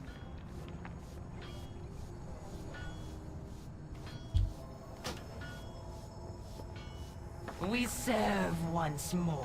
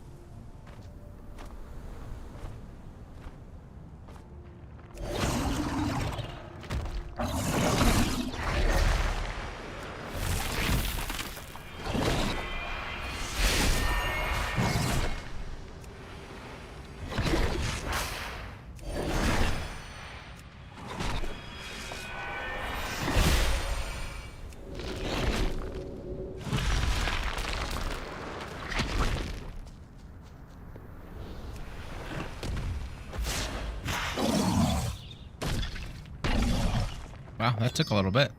Interesting.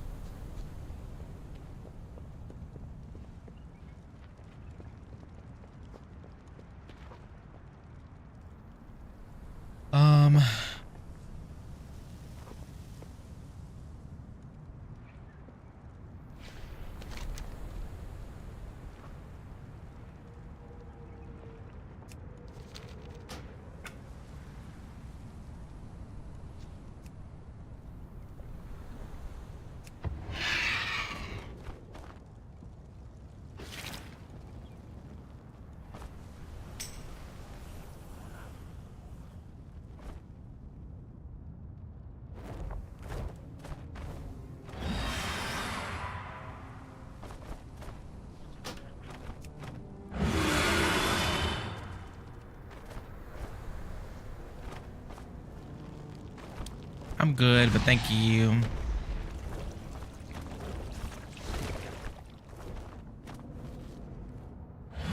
Just an auto message. I remember all those whispers. Once more guide every peaceful denizen of Azeroth to these shores.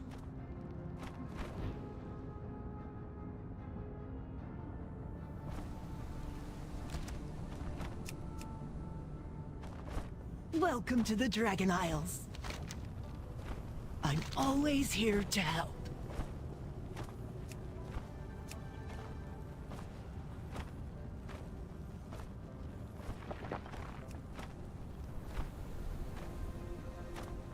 Please enjoy your time here.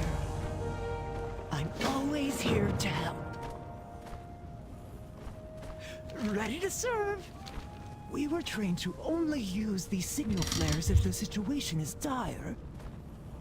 But I suppose this is a type of emergency. There. Major Domo Solistra will arrive soon. Does the Major Domo personally respond to every call for help?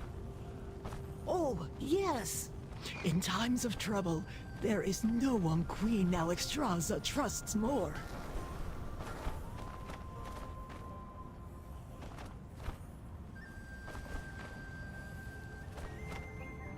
Here they come! Incredible.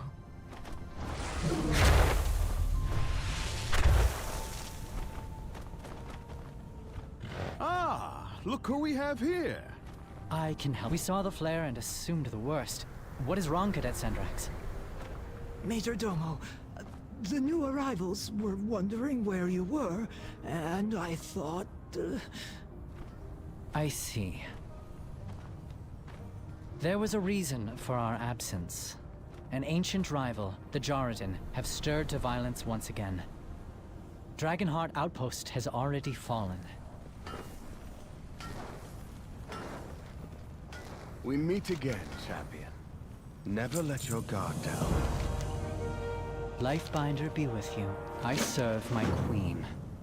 Your rival is not always your enemy. Cadet Sendrax, escort the adventurer to Commander Lethenak outside Dragonheart Outpost. Assist with the evacuation of the whelplings and wounded. Yes, Major Domo. Rathian and I will take to the skies and keep the Jarradin contained inside Scalecracker Keep. Do hurry along, champion. After all, we wouldn't want the battle to be over before you even arrive. Engage only when the whelplings and wounded are secure. The rest of the visitors must remain here until it is safe to leave the embassy. Oh, I'm gonna miss all the fun. There's plenty to study here before we move on, Toddy. We each have a duty before us. By wing or by talon, see it done. Oh, do you need my help? Alright. Ready to serve. Please enjoy your time here. It was nice to meet you. Please enjoy your time here. We'll launch expeditions to every corner of these isles as soon as it's safe to do so. Oh, where's the fun in being safe?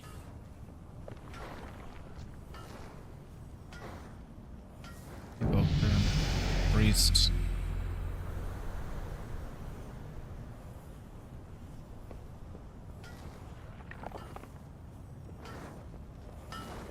Oh, do you need my help? We'll move swiftly. Dragonheart Outpost isn't far.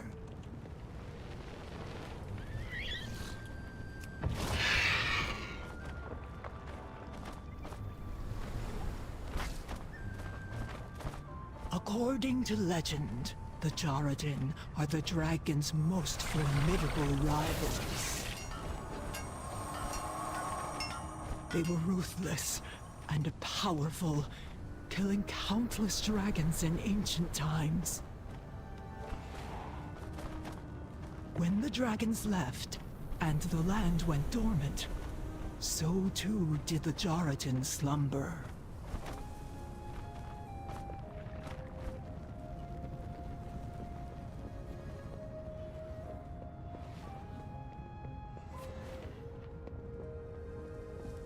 But now, the land itself reawakens with glorious life. May we never tire of its beauty. We Dragonids have stayed vigilant as we safeguarded the Oath Stones, symbols of the Dragonflight's power. The return of the Jarradin will test us to the limit. May we prove worthy of the challenge. Commander Lethenak, Cadet Sendrax and ally reporting on the Majordomo's orders. What's the situation? Dismissed. Form a Lifebinder. Protect your allies. Report back. I am trusting you with the lives of my brethren. Okay.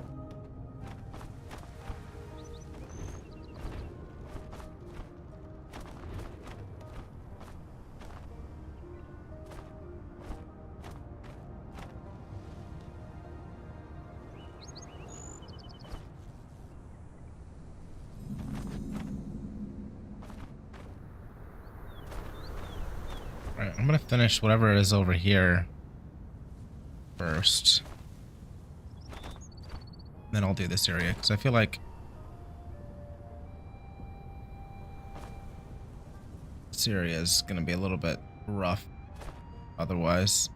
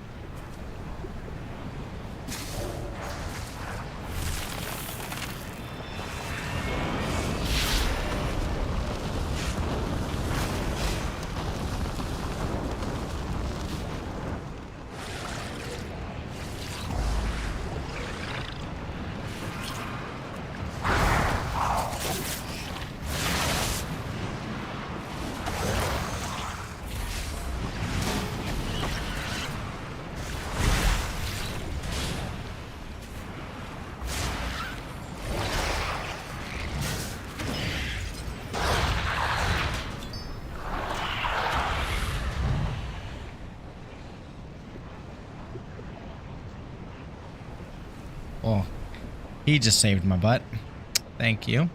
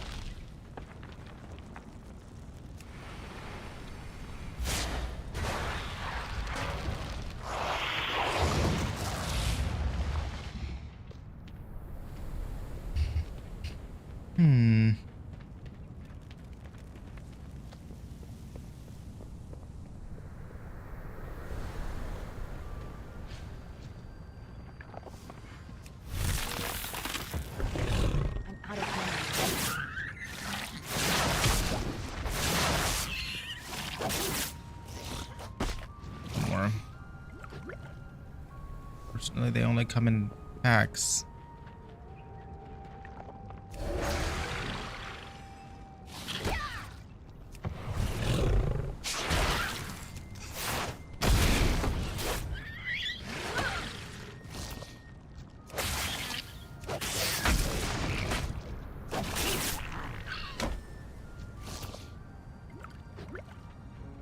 Elemental ooze.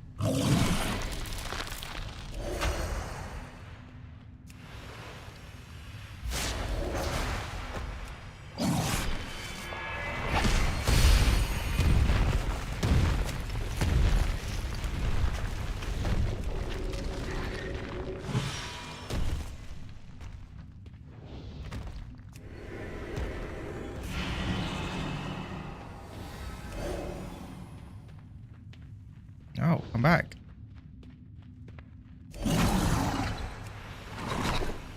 What?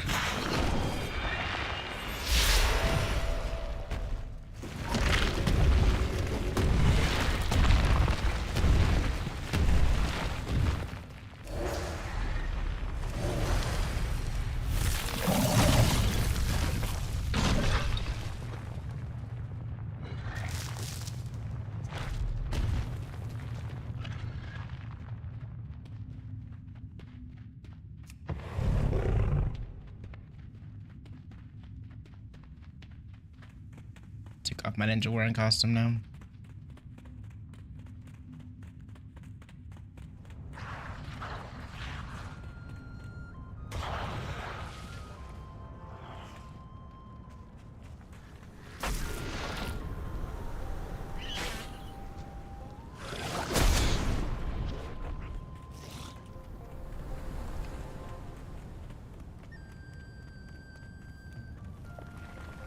What can I do for you?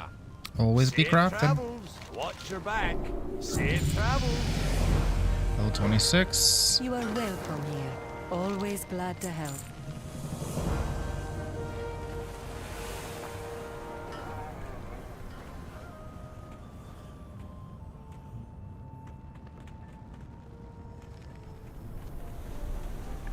Loktar, never stop training.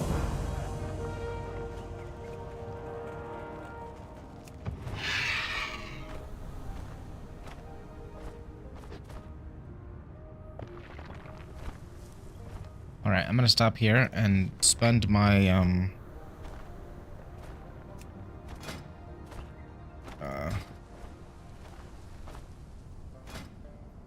my points. So I should have, yeah, one for each.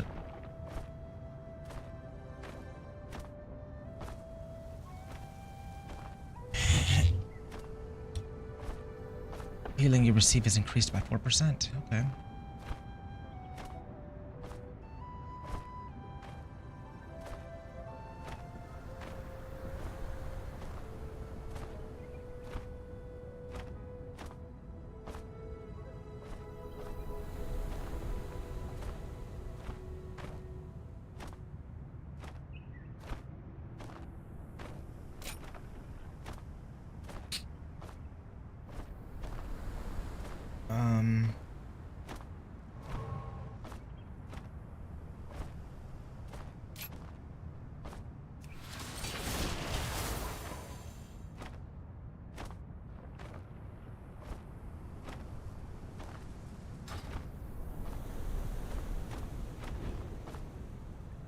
Wow, they travel so fast.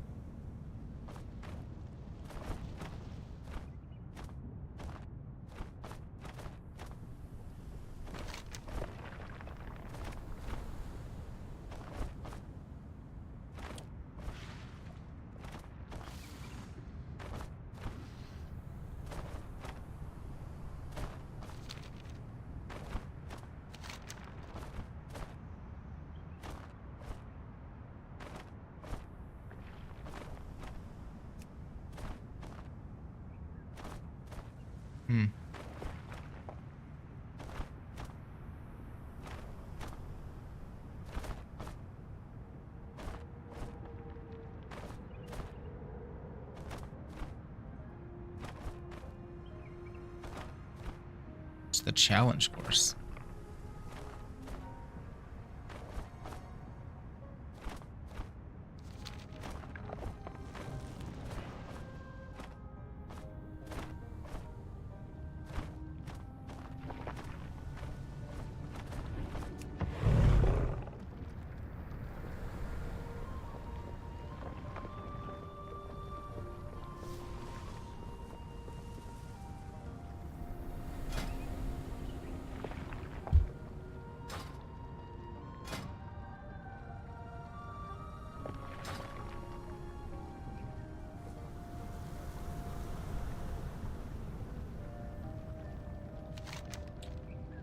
Challenge, I hope so. My bronze colleagues have a new set of challenge courses for you to fly. Make no mistake, these will be more difficult than previous courses. All the obstacles remain, but there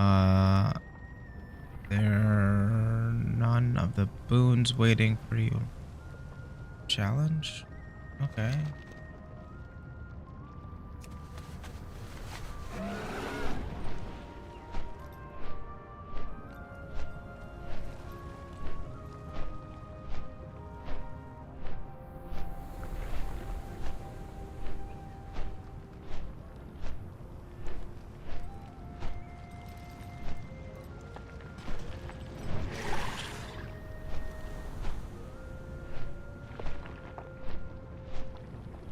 Not sure what the challenge is here.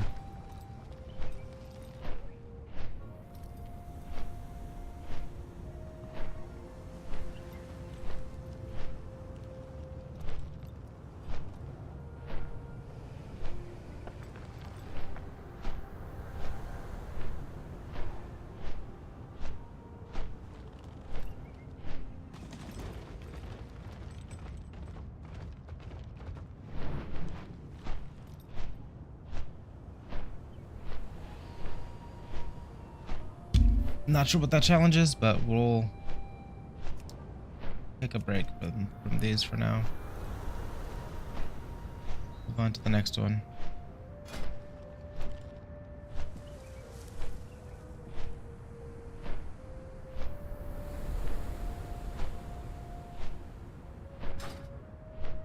Ooh, I should, how's my bags?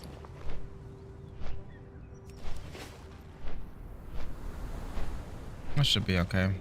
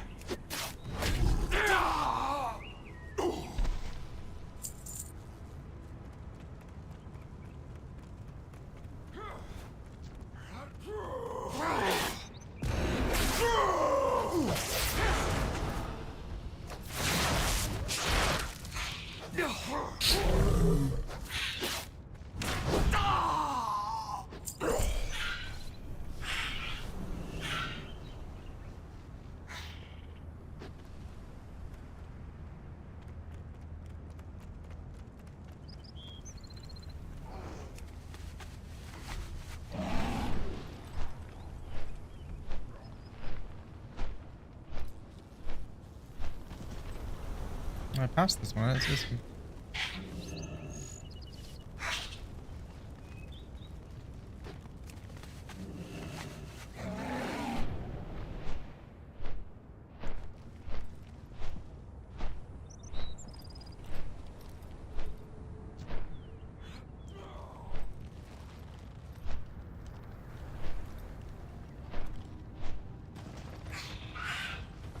At ease.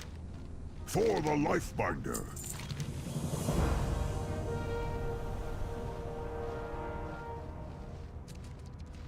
Nice. Dismissed. Report back. The wagon is ready to go. The waters. Wait. I need you for another vital task, Cadet. I will see it done, even if it costs me my life. Easy, young one. We will need our most veteran warriors to combat the rise of our ancient enemies. Head to the Lifebinder Conservatory and rally the Draconid to the life pools. Right away, Commander Lethenek.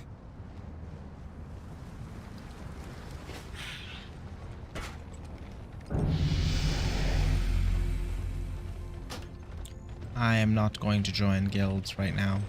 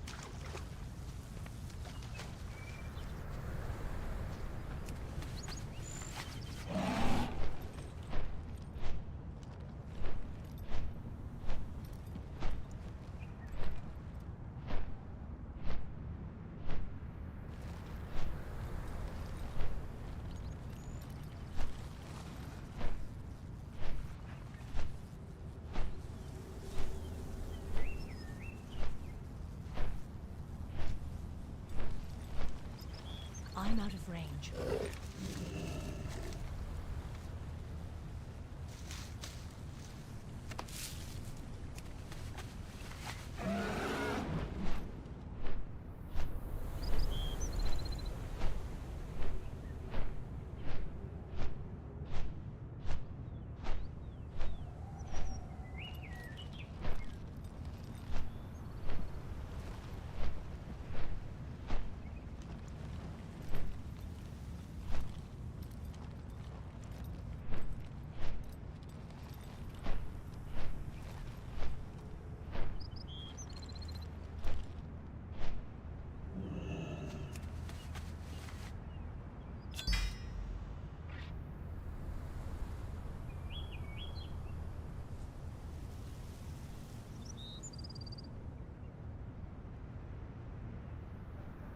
Interesting.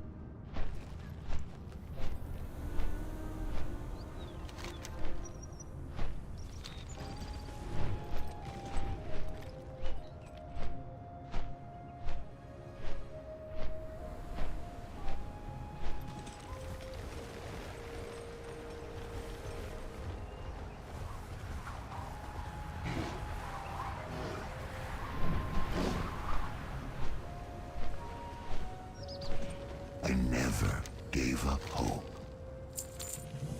The Isles have awakened. It's a cool mount. Wow. It's a really neat mount.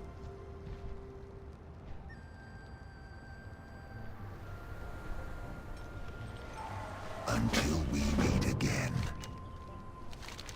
Waters nourish you.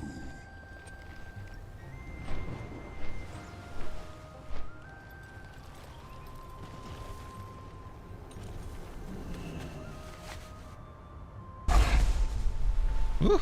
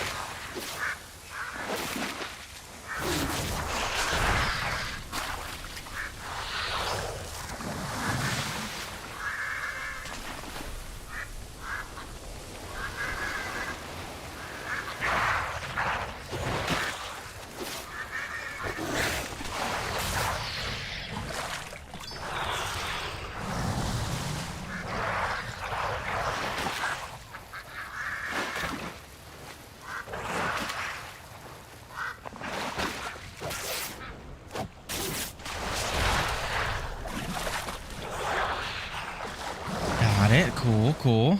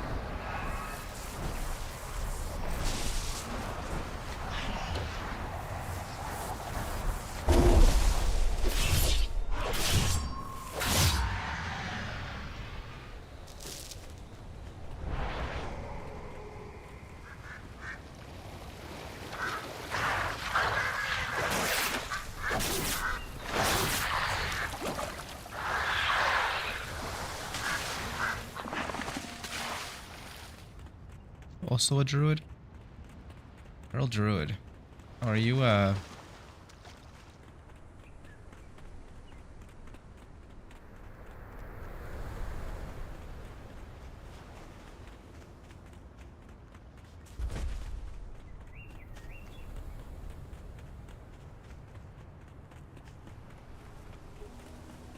This one's very tedious. Very grindy. Reminds me of old WoW.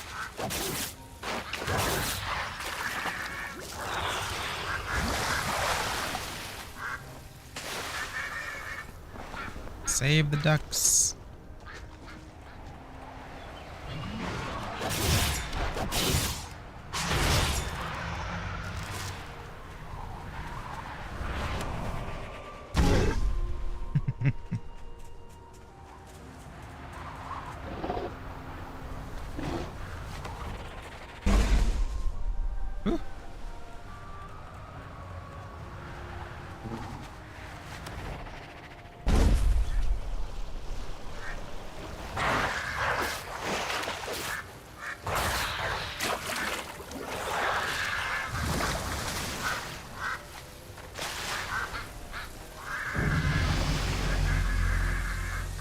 Oh.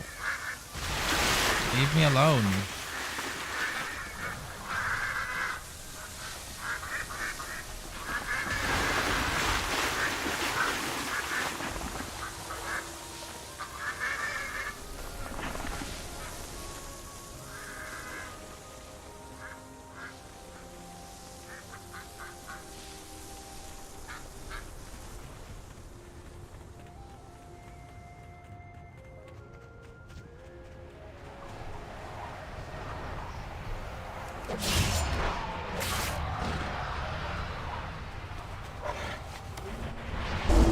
Alright, five more.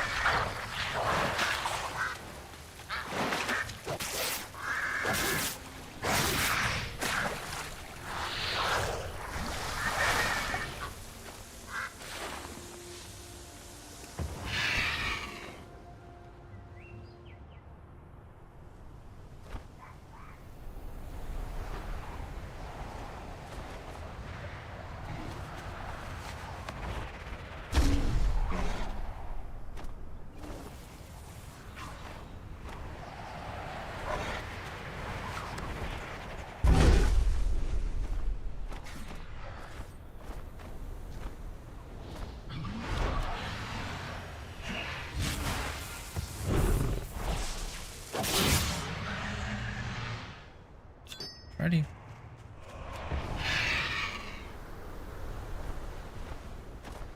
Oh, still need 2 more wildlife rescue. It's like, where's the other question mark?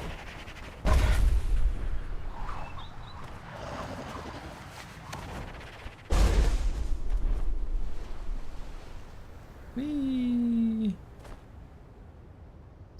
6.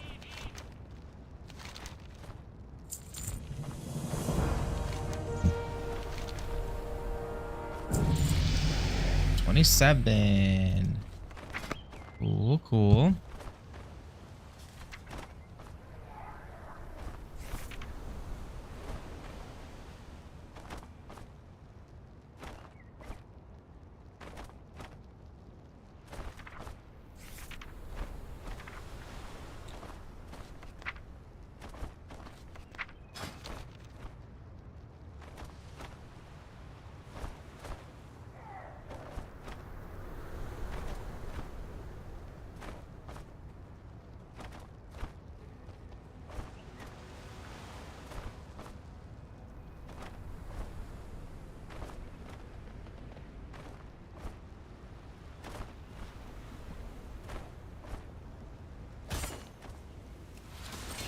That is definitely a raid. This is a raid spell.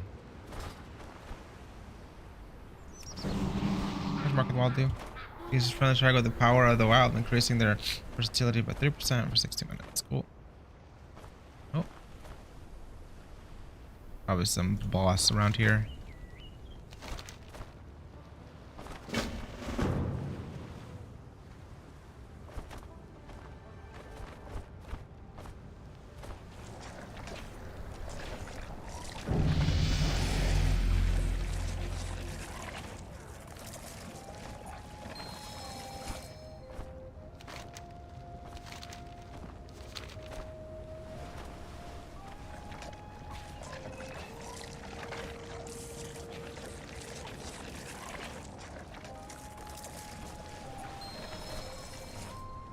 Cool.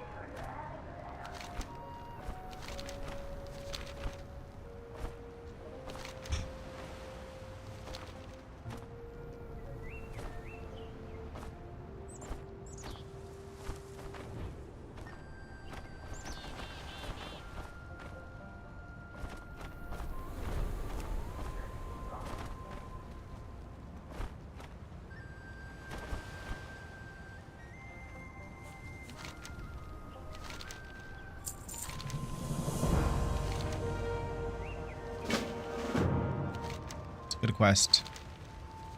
Good for armor.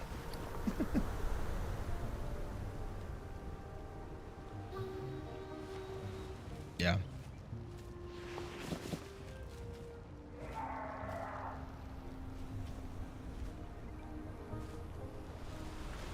Need to go back and sell.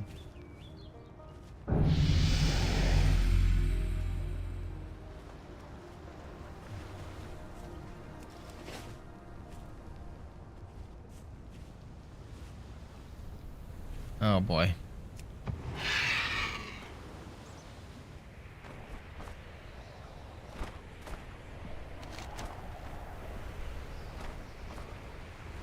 Oh. These things over here. It is time for me to go to bed soon. I think I'm going to finish these quests up here and then head back to a save point or a inn.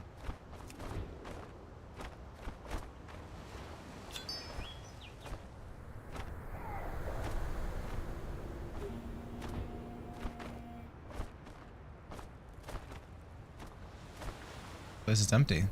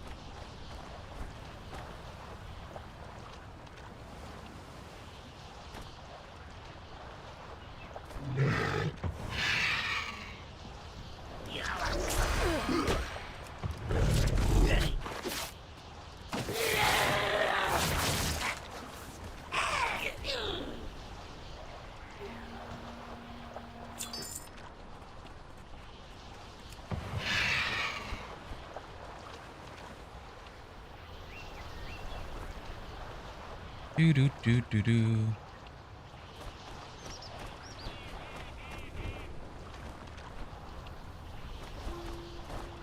We safeguard the idols. Continue to serve.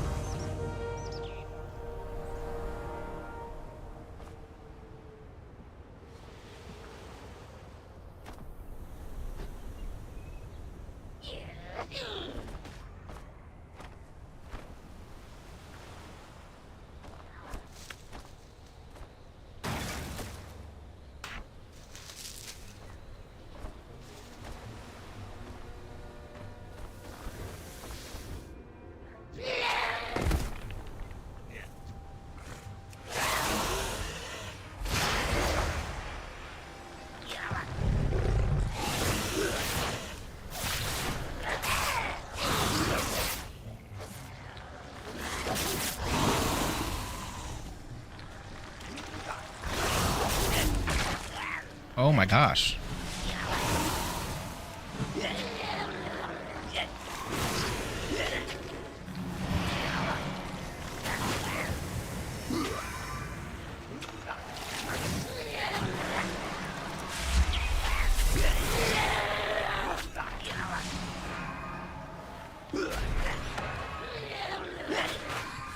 Ooh, I'm gonna die, I'm gonna die, I'm gonna die, I'm gonna die, I'm gonna die. But they didn't kill me, and that's the important part. Oh, you can fly. What in the world?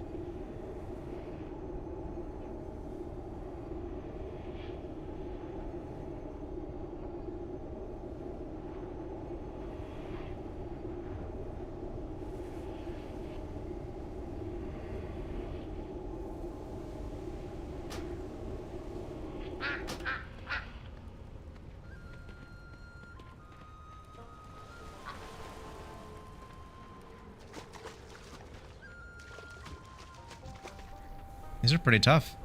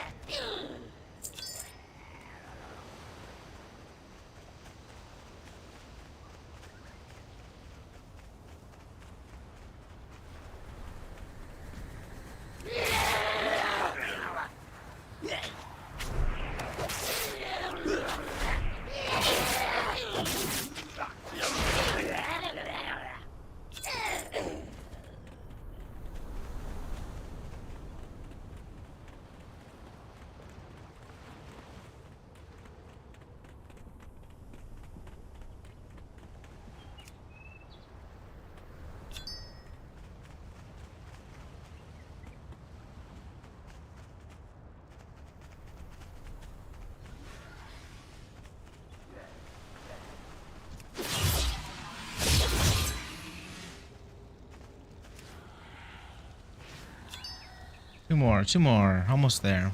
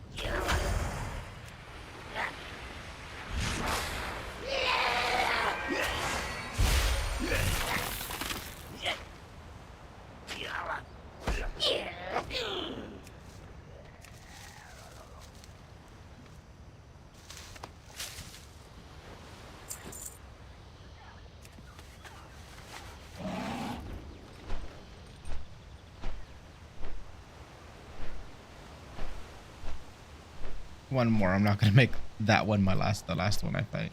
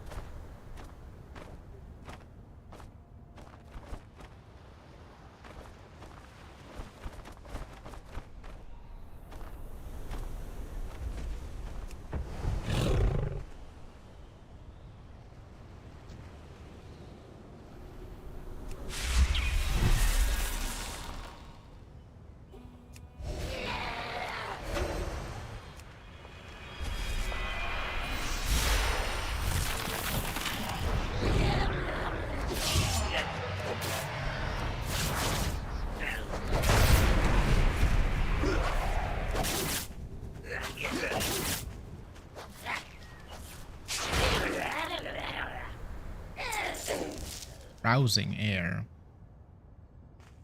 Cool. That's fun.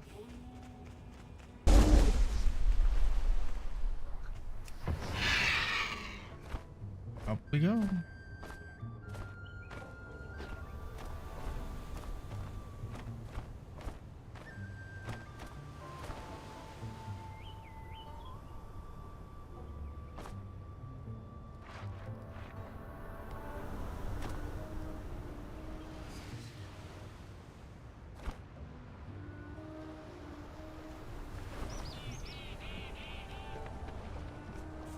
The Isles welcome you. Aspects watch over you. Save Pippa. Aspects watch over you. Nice. Okay.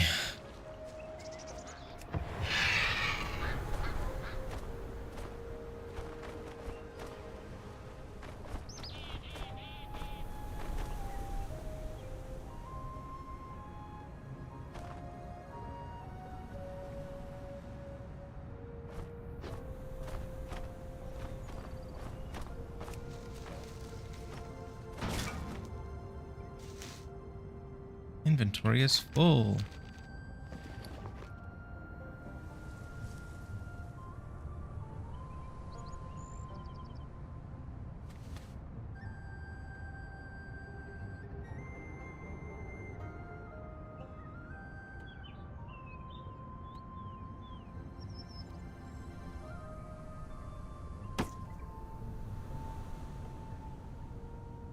I need bags.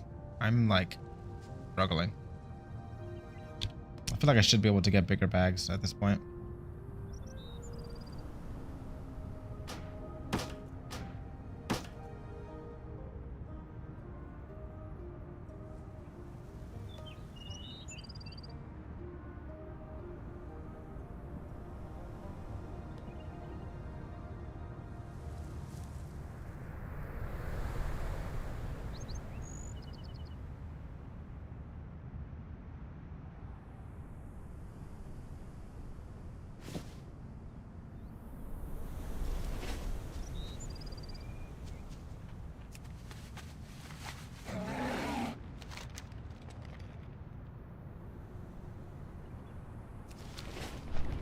Right over here, so I might as well just drop off a bunch of stuff.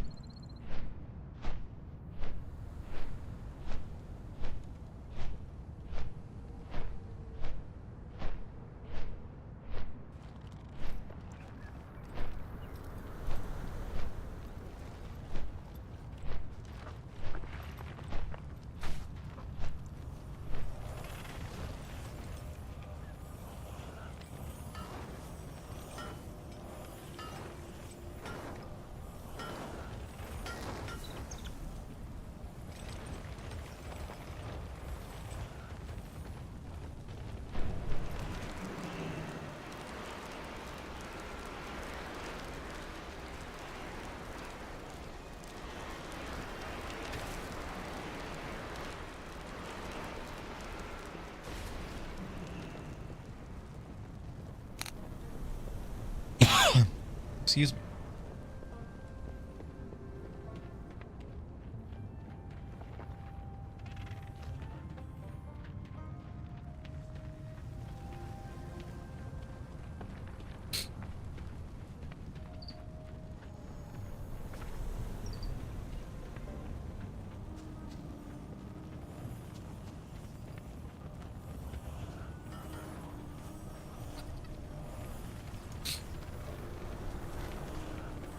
What can I do for you?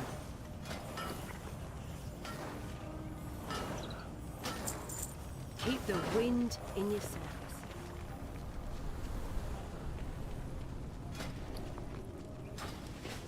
How can I help you? I prefer to stay underground.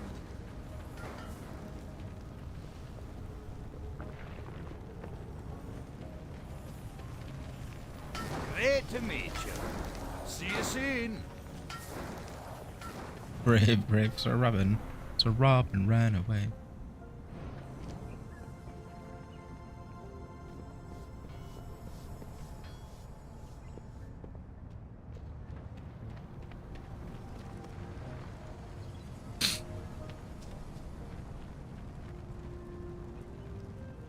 Is there no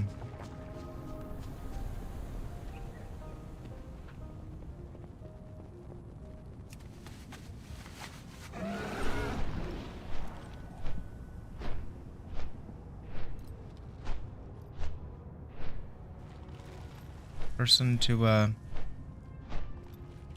fix my wares?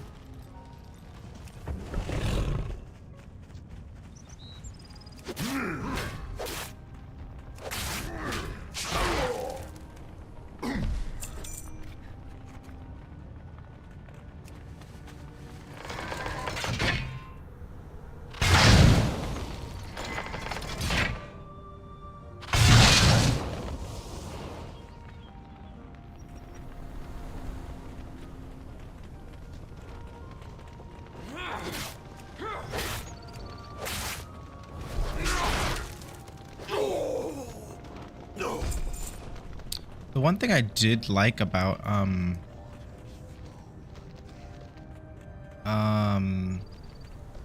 Throne and Liberty was the interrupts. The kicked. Or the kick.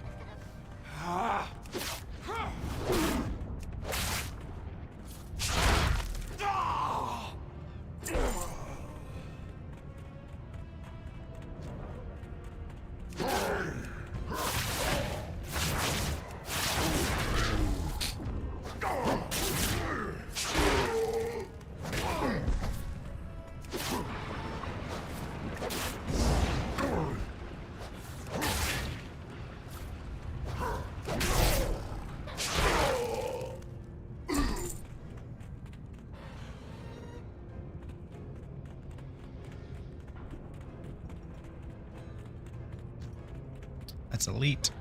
I don't think I can take that.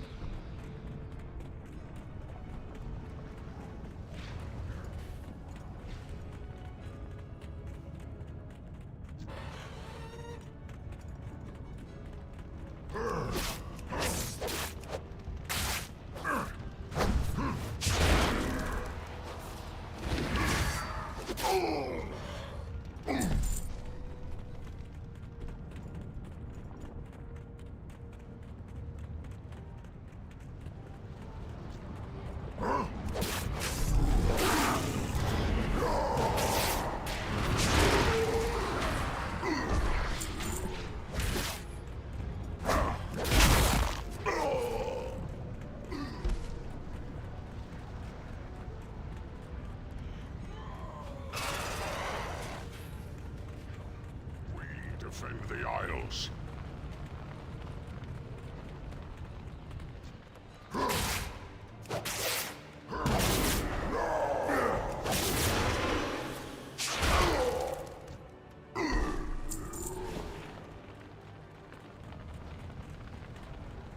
66%, almost.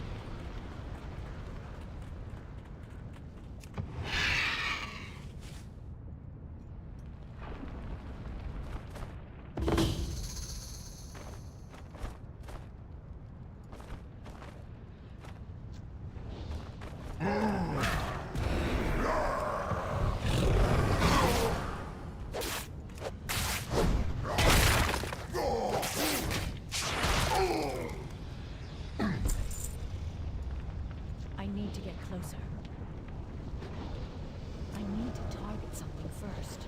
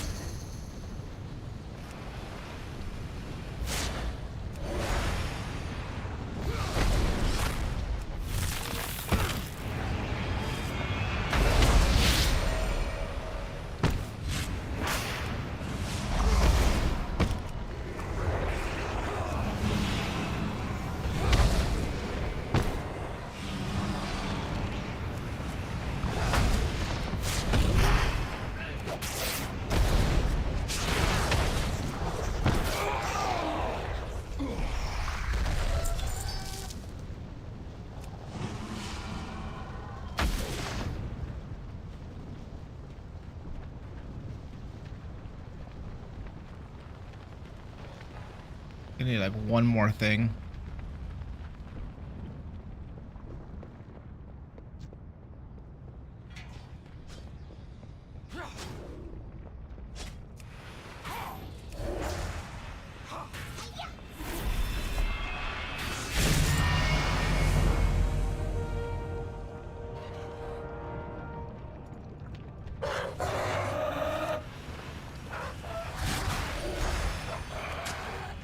Level 28.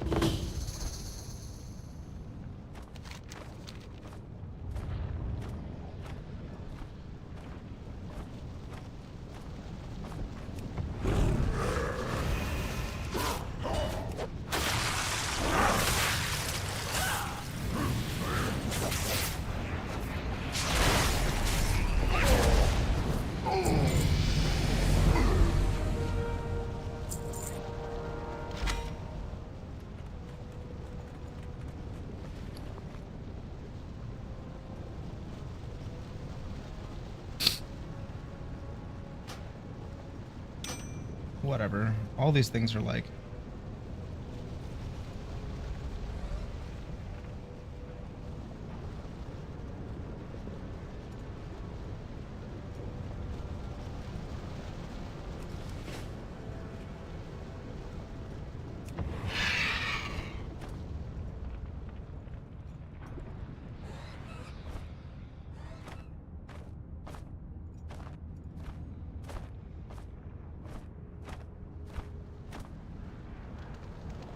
Maintain the order.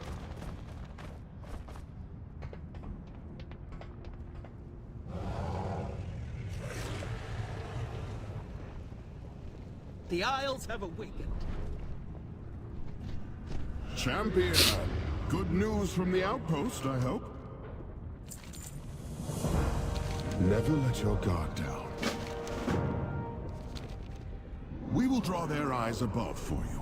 That should give you some cover. We will meet you at a forward position when you've done some good work.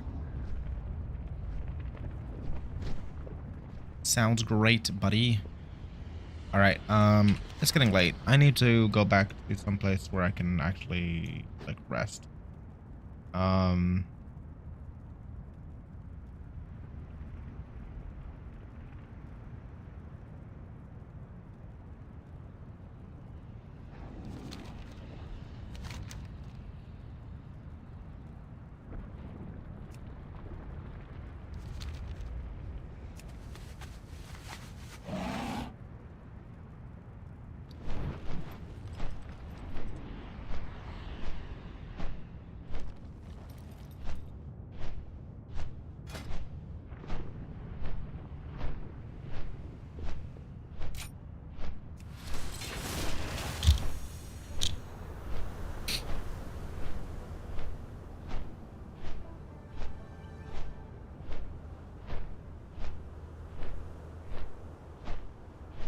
I just need to sell things and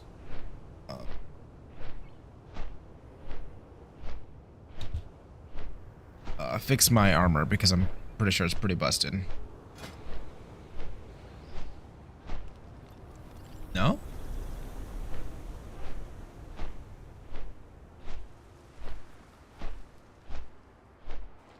Oh, okay.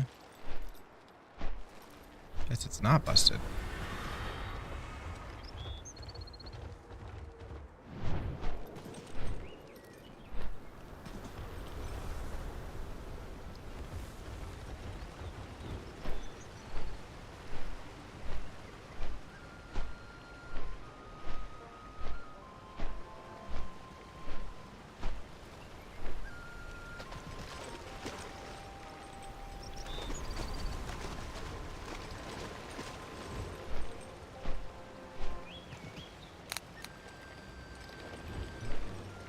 Seems like there's a waterfall here.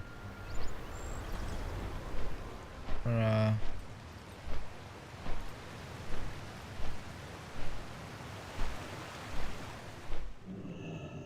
oh, hello.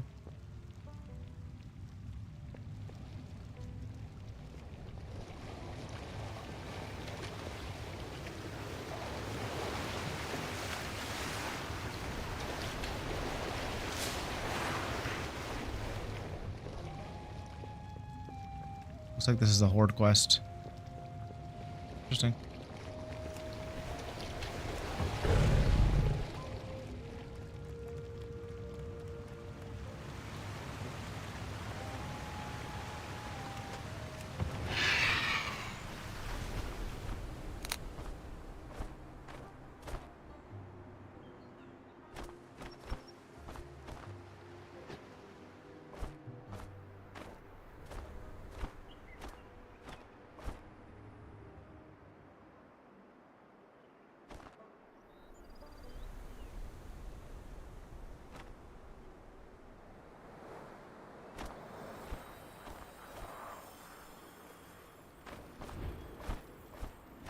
We will not repeat our history.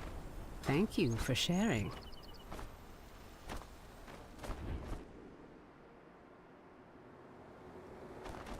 I offer rare goods from distant realms.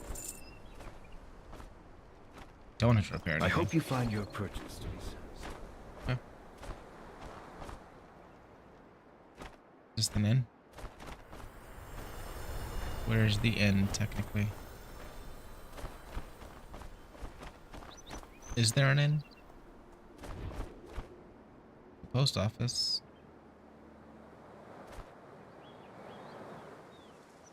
There's the inn.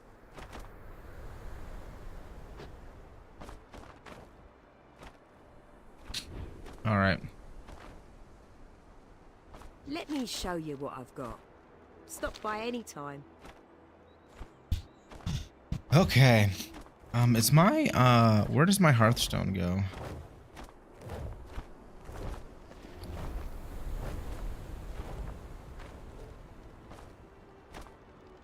trade district. Okay. Which, let's just go there.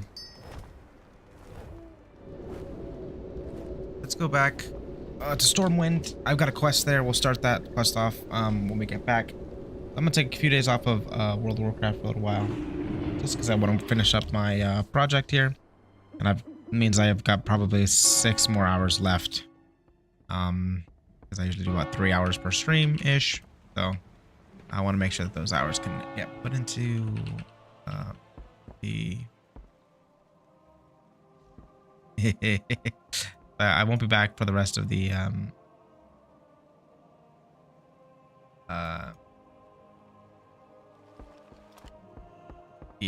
holiday, what is this called?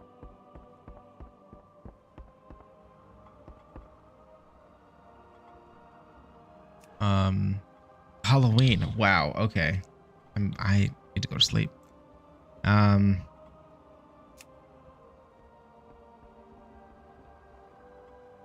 So as usual, thank you so much. Fun playing, hanging out. Thanks for being here. Always very much appreciated. As always.